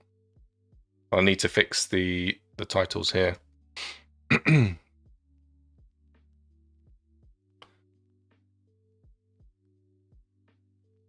do like having design input. It's good. Thanks, guys. So you're right. So we've got the integrations test pass rate, which includes the failures. And in this case, we haven't got failures.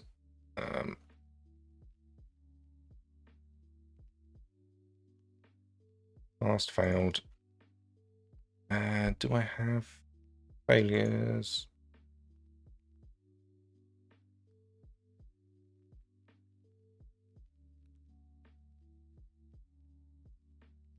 Yeah, okay, so the pass count. So I've been doing the failures. Maybe I'm calculating the failures wrong.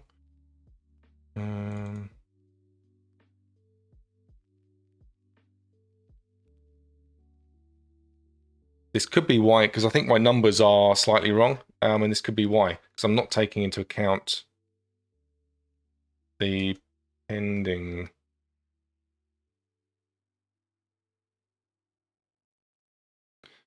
Yeah, so that could be what I'm doing wrong there.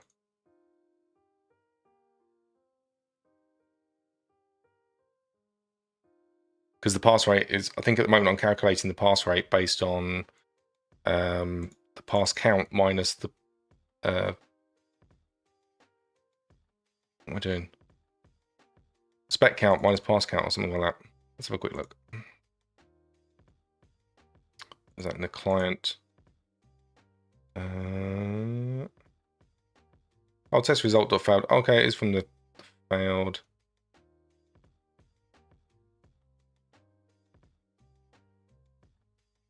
Yeah, okay, so the spec count minus the pass count. So this is wrong, right? Yeah, so it's not the pass of total, is it? It is the pass count, and then it needs to be the fail count, and then we need the pending count.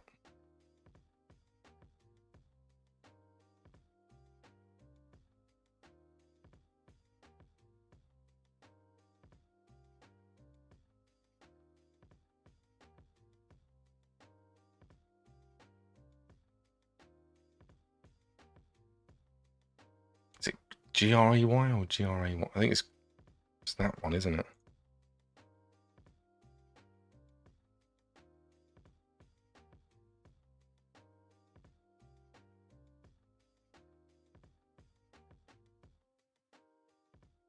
Yeah.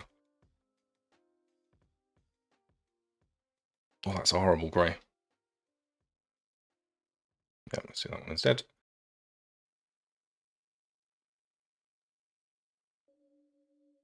So there's our passed, failed, pending. Passed, failed, pending. Oh, I've got C. I've already done it there pretty much. Let's just stick with that. I think I need to change. The green is a bit garish, but love that word. English words. Be so funny, can't they?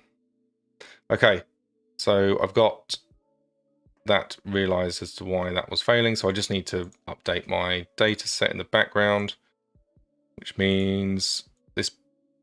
I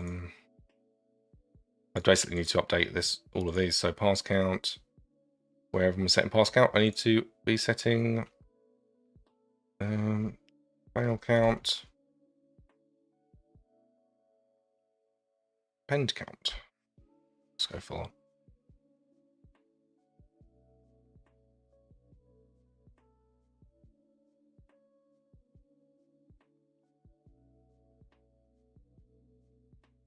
empty process.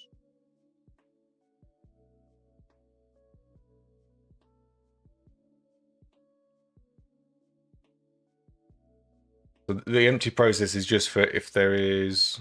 In fact, I don't think it even matters. I think it's just is a fringe use case for if you haven't loaded anything yet, or the process doesn't exist. For data mess up basically. I've got the spec count, I've got the pass count, and we'll do the fail count and pending count. I've got a process, got my integrations, and now it's going to be in here.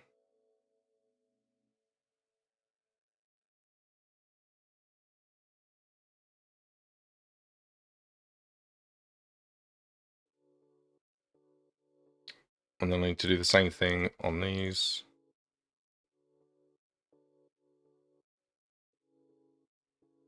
Ooh.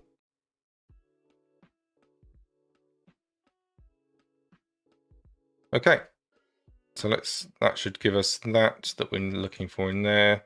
We've got our pass count. Let's do our fail count and our warnings. I don't think I care about pending in this case because there shouldn't be any pending tests, because the pending tests, obviously, if you're working on it and adding stuff, maybe we do want to add it. I don't think I'm going to worry about it right now. The only other thing I need to do is just check. I might make all of these just ones, because they're just numbers. 2, 3, 4, 5, and then this is going to be 7 across. Adds up to 12. 7. 1, 2, 1. And just need to add these now. So 2, 1, 1, 1.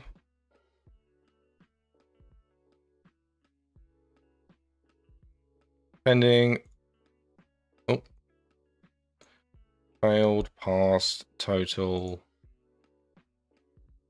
Put the total instead. And then we've got status and state. Not state. And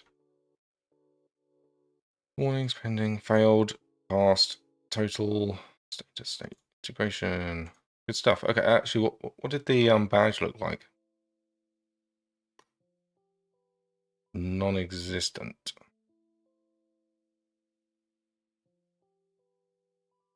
Interesting. Okay.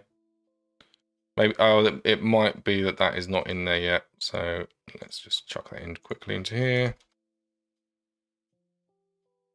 That's what that would look like. Not. What? See, the problem is, so I can't style that really. If I wanted to add that, it might be nice to sort of highlight that. If it's green if it's the version you're on, it's red if it's an older version, and then you can clearly see what's going on there. But at least it kind of works. We might want to do that as a sup. Doesn't make any difference really, does it? I think I end up normally making my own badges because the Bootstrap one, or the implementation in ServiceNow is not great for what they are. I don't know if that's default Bootstrap or not. I seem to remember them being a bit better in default Bootstrap, but it's been a while. So that's updated, that's updated, that's updated.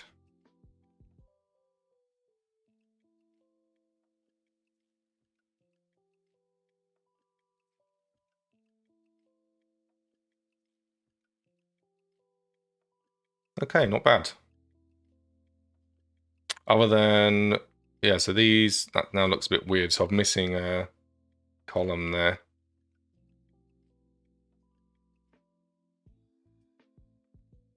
I forgot about this column here. So we've got 2, 3, 4, 5, 6, 7, 8, 9, 10, 11. Oh. I'm missing one. Oh, that's supposed to be 2, isn't it? And then we've got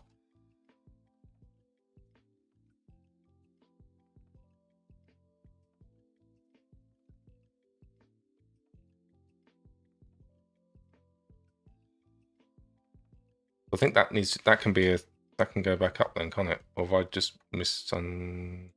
Well, that can be a 3. I think 3, 4, 5, 6, 7, 8, 9, 10, 11, 12. 3, 4, 5, 6, 7, 8, 9, 10, and 12. Lovely.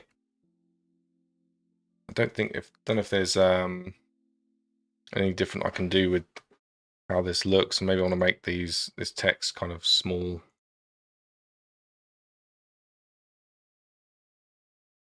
Yeah, that looks better. Just do that. Because then it's sort of secondary information. So making it smaller just means the user's not going to be, it's not going to sort of overpower the page, and they're going to still know where they are.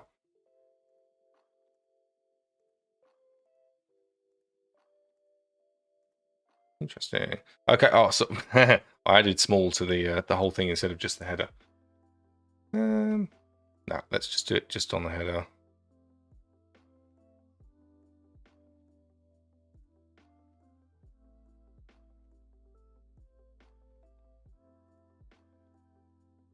That's better. And yeah, I think these all match now. We might want to do something else with some colors or something. I don't know whether I like this or not, but ending past. Have a look at what this looks like now. Interesting. So that's a bit better, isn't it? So it's actually, so these were wrong because of the pending counts showing up. So that's good. And then I think, these are clickable at the moment. Do these go anywhere? No. That's just because the whole thing is clickable. And actually I want just that row to be clickable, really. I could probably put an icon in the top right there, or maybe at the start.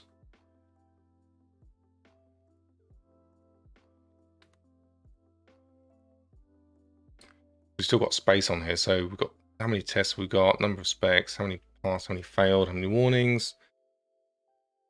Probably worth just adding pending in there as well, just for completeness. Oh.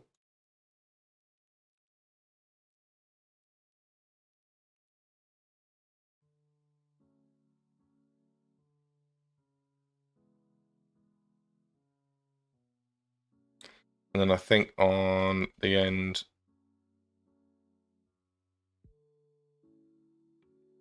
we can just add a little icon. So we've got 1, 2, 3, 4, 5, 6, 7. So we can have this as 5 wide.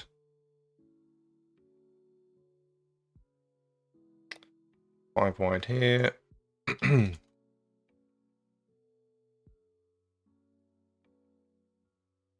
I've got YouTube open on the screen next to me, and it is bouncing all over the place with concurrent viewers. I think my max is like 5, sorry.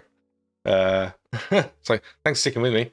And it sort of it goes to 0 and then 1 and then 0 and then back up to 3 again. And it's sort of just doing. You probably are still there, but if you're not, no worries.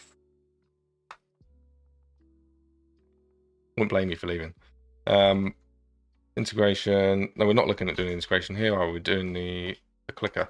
So the problem at the moment now is that I can't click anything that I open here because it's all within the whole row for clicking. So I can click anywhere on here.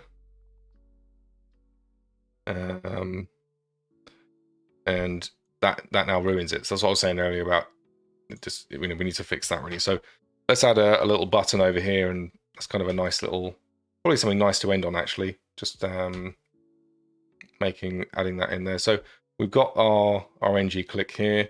So what we want to do is add probably just a span, to be honest, and that's just going to be an icon, isn't it? So I class equals fa chevron right, I think it is.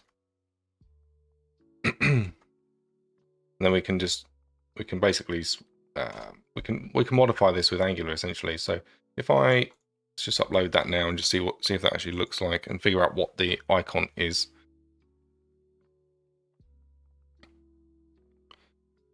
Alright, Syria Phil, thanks man. Oh, look at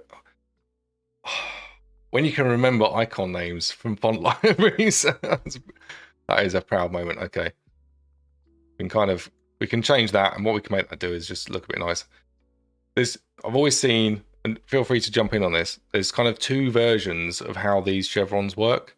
It's either when it's collapsed, they're pointing right because or left because it's been collapsed. So it's sort of like, it's like it's folded up, it's collapsed, and then you click it and it folds down and it's pointing down. The other version is that it's already pointing down. That means you have to click it to open it, and then when you open it, then it changes to be pointing up, and it's like,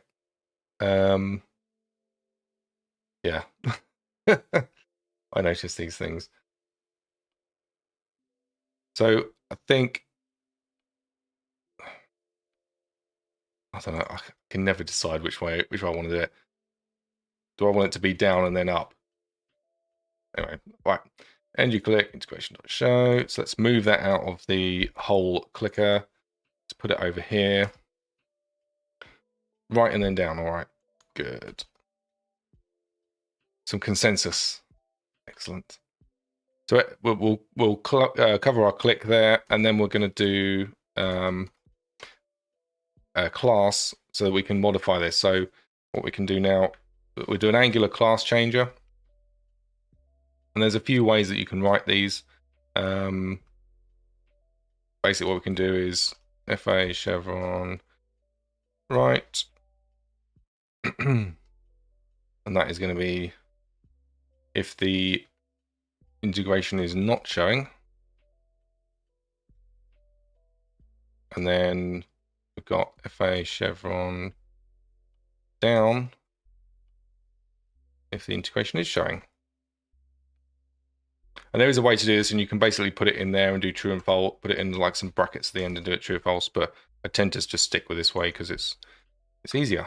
So we're defaulting to the right, and then when Angular gets hold of it, it's going to decide what actually needs to be in there. But because we've specified this as well, it will remove this. It'll take control of that class as well. So in theory,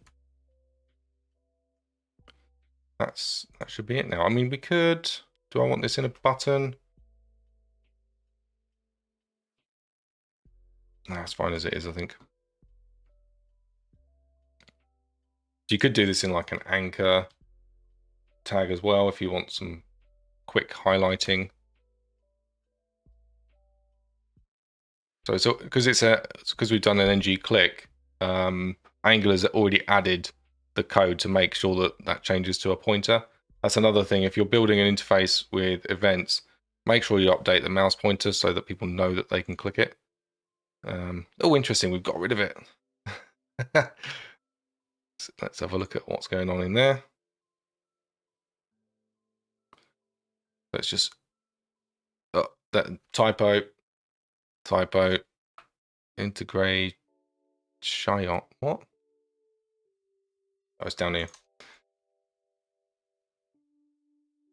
You missed that, Phil. And whoever else is watching.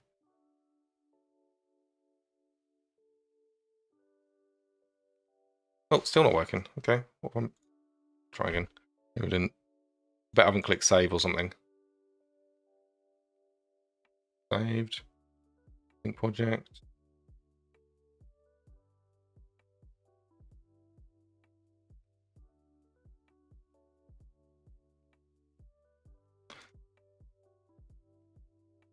You're in a different screen. Am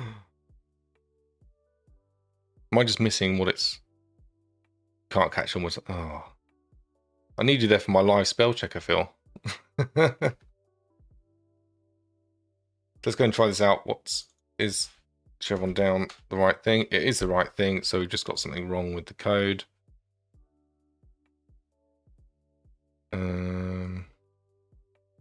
Oh, I've not put the dollar in. I've not put the dollar in.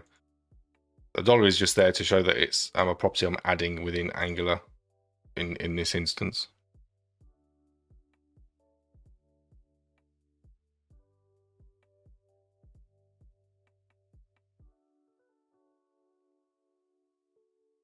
Ta-da! Lovely. And what we could do with that is add CSS animations and make it all whiz bang. I'm not going to bother with that. That's good enough for me right now. It's a little bit weird.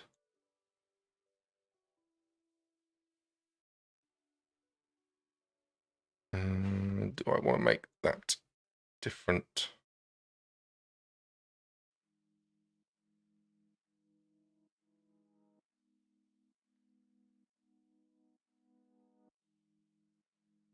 Maybe just text center is a good one to go for there.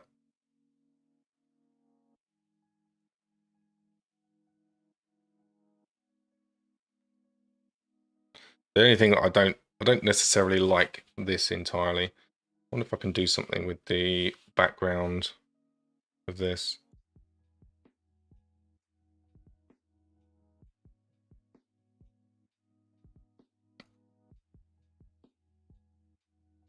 That just looks rubbish, but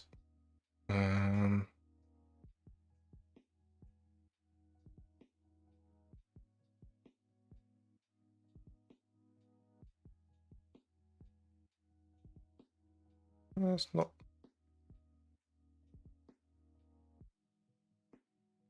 Or maybe it just needs to be. Yeah, maybe the whole thing when this is open. If I come up to here, that now needs to have the whole border. Oh no, I don't want it on the whole. I want it on everything.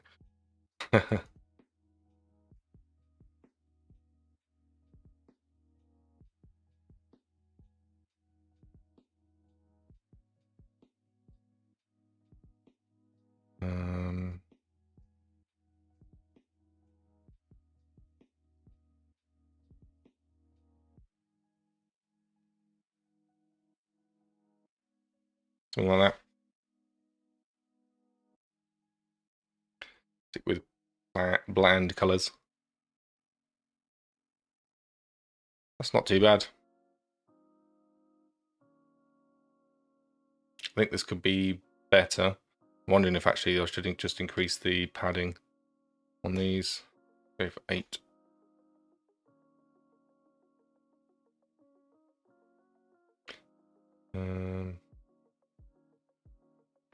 What's interesting here is you can see this bottom row has not got the same padding as that. So I think I'll definitely increase the padding to 8 pixels. We'll just have to fix that row. And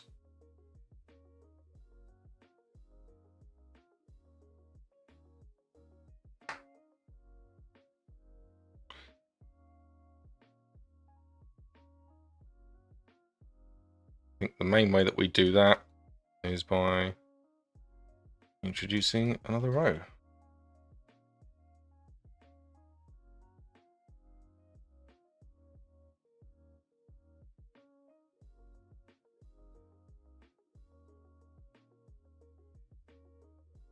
Then we can move that up to here.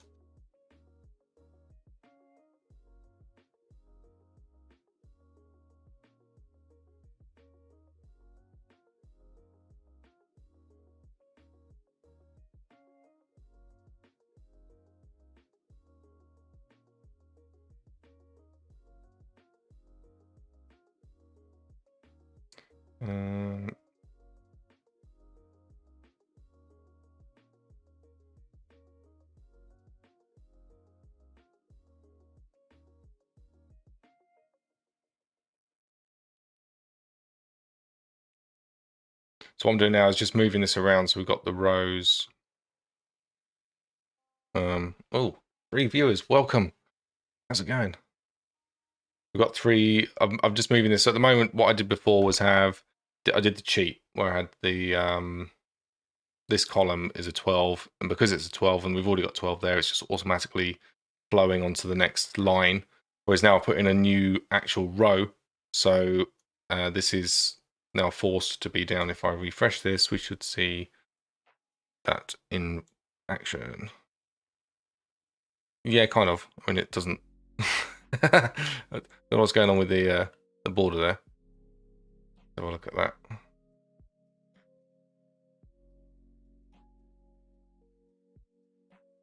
There's my row. Oh, did I not create that as a... No, okay, I forgot to add that as a row.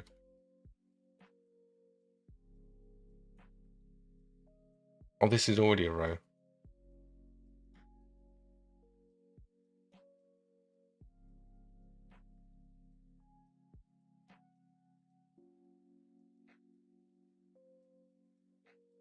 This is where it just gets a little bit...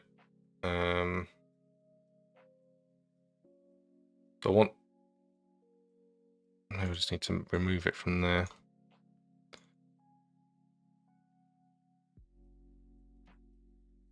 Got 2 integration list rows, but now, because I've got the integration list row having a border on the top, I've got 2 borders, which does not look good. But why is it because I've got this border? Oh, so it's this one that's having the...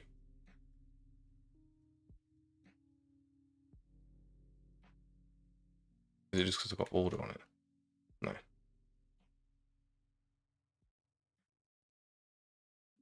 Okay, so this is not an integration list row on that one. There you go. So I need to move that down there, put that there, and then add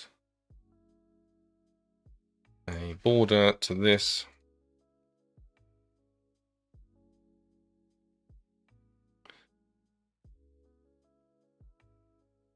Cool.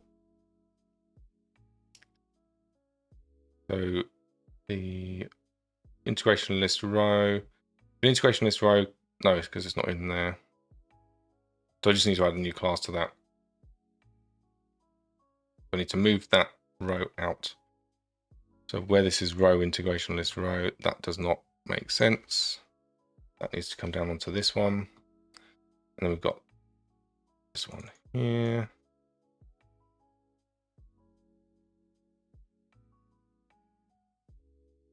I think I'll just add the CSS into here to say integration list row dot border, say ampersand. So the ampersand here, if you're not familiar with CSS or SAS, the ampersand is saying create a new class when this is like processed that contains the parent class, and then you do dot. So it's going to be dot integration dot list row dot border, which is kind of a combined complex class. And we're going to do border 1 pixel solid -cz. And I think we can reduce the... I don't know that we need all of this margin around here now.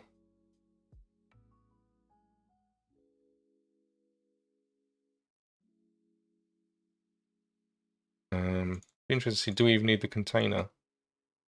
Yes, we do need the container. But does this become the container? No. Oh, because that's the color. It says 12.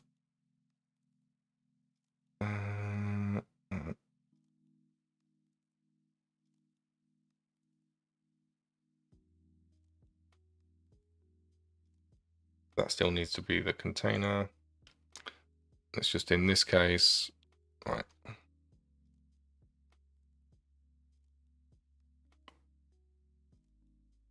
Do I want any border there?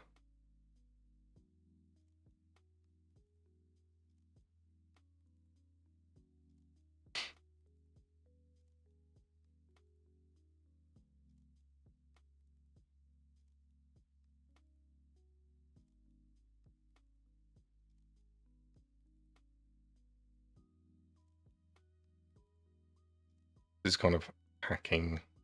Let's get rid of these. That just doesn't really work. Why is that not working?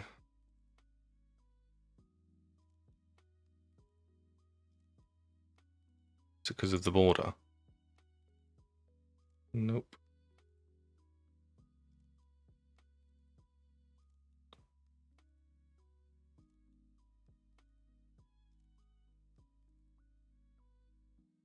Basically, this is pushed out slightly now. I'm not entirely sure why.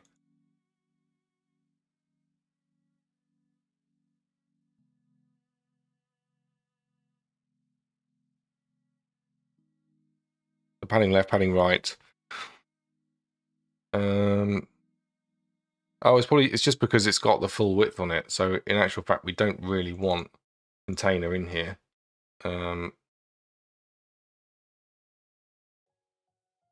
Like that. Okay, do you know what we want? Container fluid. What we want. There you go. It does it all for us. So container is the fixed one for the fixed width of the page, and that works with your media queries and does all your stuff. And then container fluid just says, I'll be a container and I'll fit to whatever size container that I'm in. So it'll go to 100% basically. We still get a little bit of a border there. I'm still not convinced on how this is shown, but I think we can fix. I always forget when I reset it, it's not going to come back. So, and we don't need to worry about that. That can go. And we just need to change container here to container fluid. Let's see what that looks like.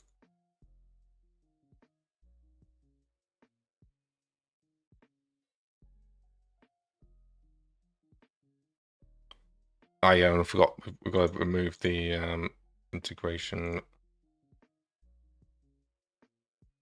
list row. We don't need that. So that was previously just because we had the 2 rows in line. We don't need that. And don't need that.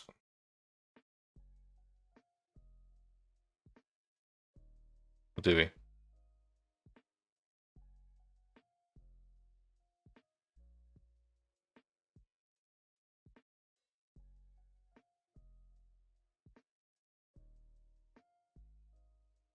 How is this working now? We get rid of all containers.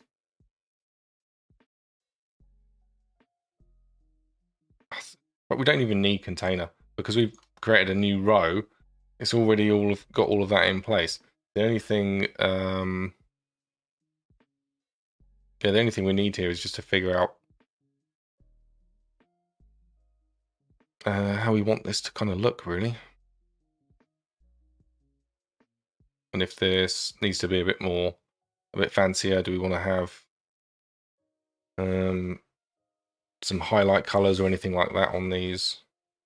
I think we need to change this graph. So let's have a look at doing that. I was gonna end this, but I'm kind of on a bit of a roll at the moment, so I'm gonna carry on.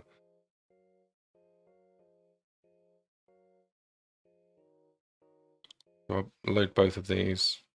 That doesn't look good. Right, let's just get rid of these containers. I think that's fine.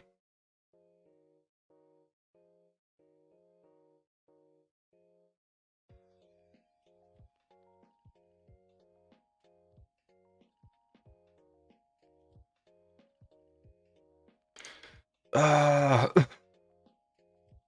I've still got the integration list rows in here, haven't I? Get rid of that.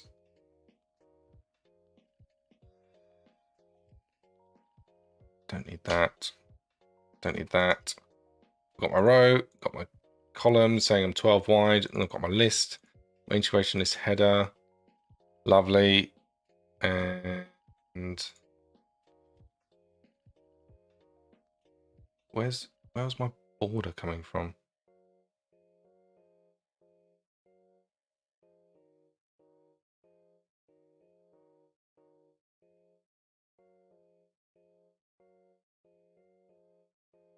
Maybe I do need it here.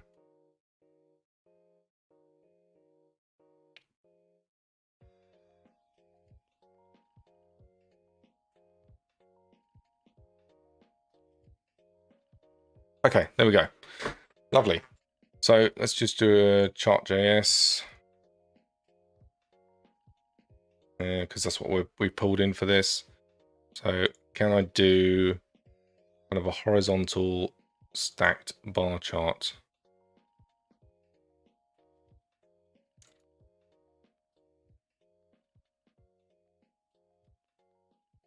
Randomized data.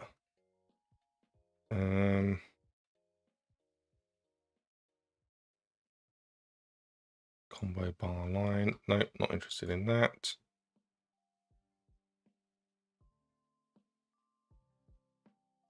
I just want to show it is a okay, stacked groups. That's what I want. It's just going to be one stacked group.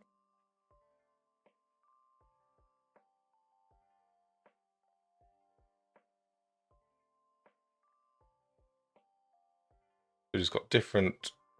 So it's so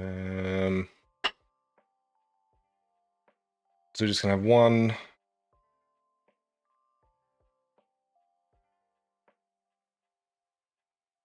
The only thing with this is I kind of see this as being kind of horizontal. I'm not sure if that's the best way of showing it, but I figured you've got, it's going to give you a nice kind of bar as to what you've got there. We could use ServiceNow. We could use Bootstrap progress bars for this. Maybe that's an alternative we could look at, but having it so small, I'm not sure.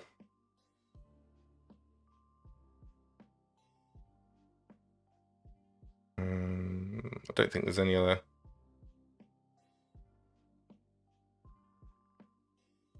Progress bar. That might be cool for seeing historic, how you're progressing with your tests.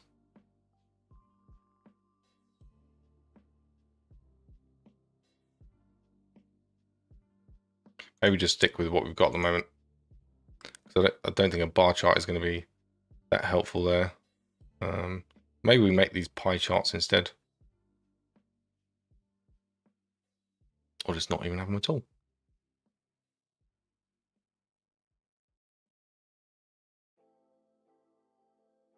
The only thing I guess with it is it just makes these very wide. That was why I was thinking of having a bar chart, or just a bar that goes across would be a better way.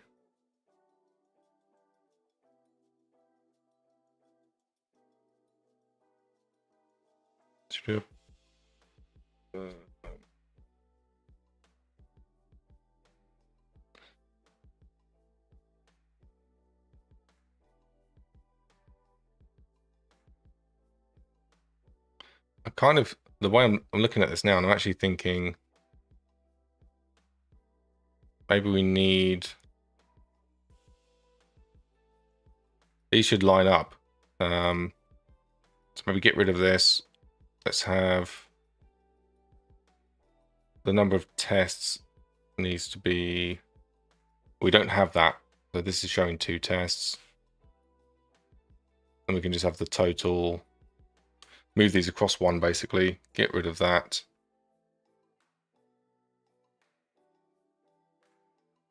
I think that's going to make sense. We just don't, it's cool having the graphs in there, but they're almost, at this point, I think it's just a bit of a waste. or it's just taking up space and it's not actually that helpful. So let's make status too wide. Maybe I'll just bump. No, let's leave that there and let's make that 4 wide. Then that'll come across, and that'll push all of these into line. So we've got warnings and everything coming down in line. And I think we can maybe do something with the numbers. And I was going to increase the row size as well. So let's go for 8 pixels on there. We might want to do some formatting on the numbers as well, and just show, because obviously, like highlighting, that's kind of, we don't care about pending, but if there was failed, that would be highlighted red. There's warnings, let's highlight them orange. And then we've just got a thing on the end for buttons just to click into and have a look at them. Let's see what that looks like as that is updated now.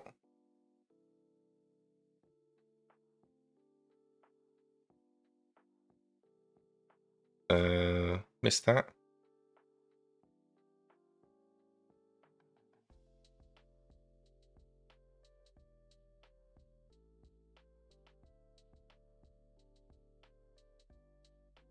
Have I got, that's wrong. Oh, I missed that. Okay. So that is right. I just haven't updated the headers there.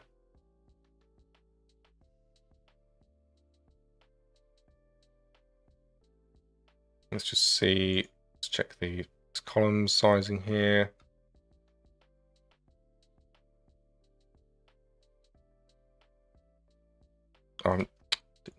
So didn't save the CSS.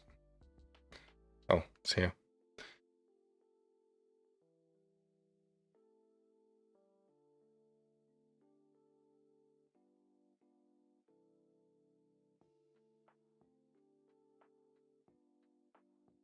Lovely. Okay. So I think what we could maybe do is just highlight these. So if that's passed, then that's going to show green. If it's not, show it as an error, I guess.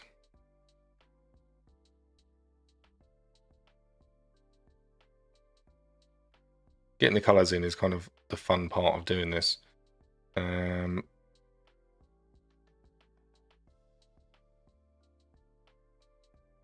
This is where this can get kind of complicated, so I probably want to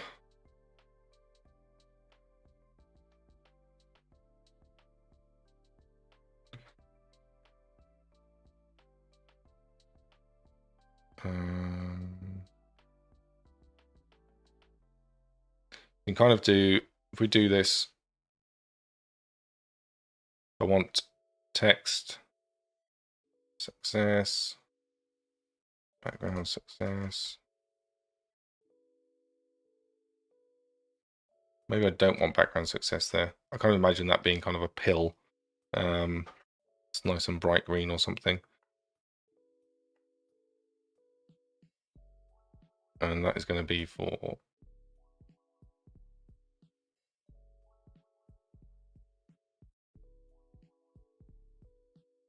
I think I can just do that as, yep. The problem with this now, so I'm talking to myself. What I'm thinking about here is if I use past, so I think this is the way you do test.lastResult.status. So I think it will. So again, sort of just saying here, just pass this class once. If we pass that in at the end, then we get the text value applied to the object. So we're not duplicating this throughout all of our ng class. I could be wrong, but I think that's how it works.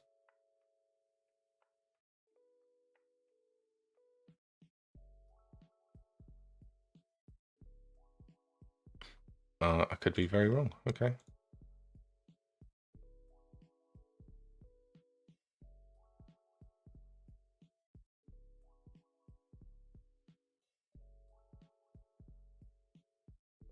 All right.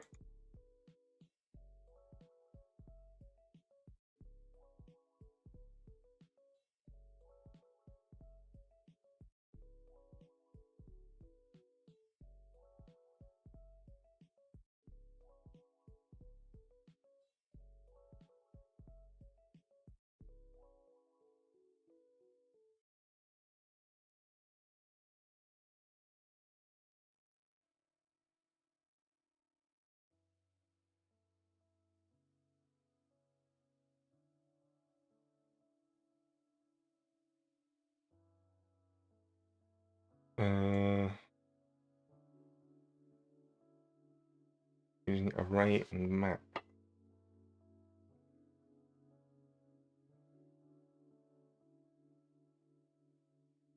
I don't know. I can do it just the old-fashioned way, but it's there is a way to kind of do this, but I can't remember what it is right now.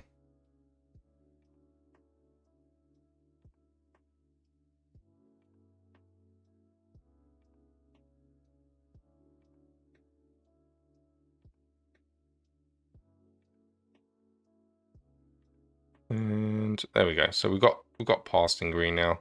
Kind of looks all right. But anyway, it's good progress for today. I think that's nice. Oh, that doesn't work. Oh, I'll tell you why that is. It's because I've changed that so that it's just actually not. I don't know why that isn't working. All right, we'll go and figure that out. But anyway, this looks good. This is nice. We've got a nice overview. We can click into things if we want to see what's going on. We just need to do some highlighting now, so that when you're scanning through this list of, a dozen integrations or more, it's just easy to pick out, easy to dive into.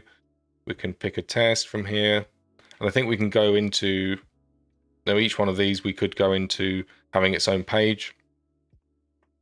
There's loads of stuff we can do with this, and there's loads of data that we can kind of drill into to figure out what's going on. But the main thing here is just getting to, ultimately, it's getting to what this looks like on this end, so that we can show this actual report here and people can just read through it then.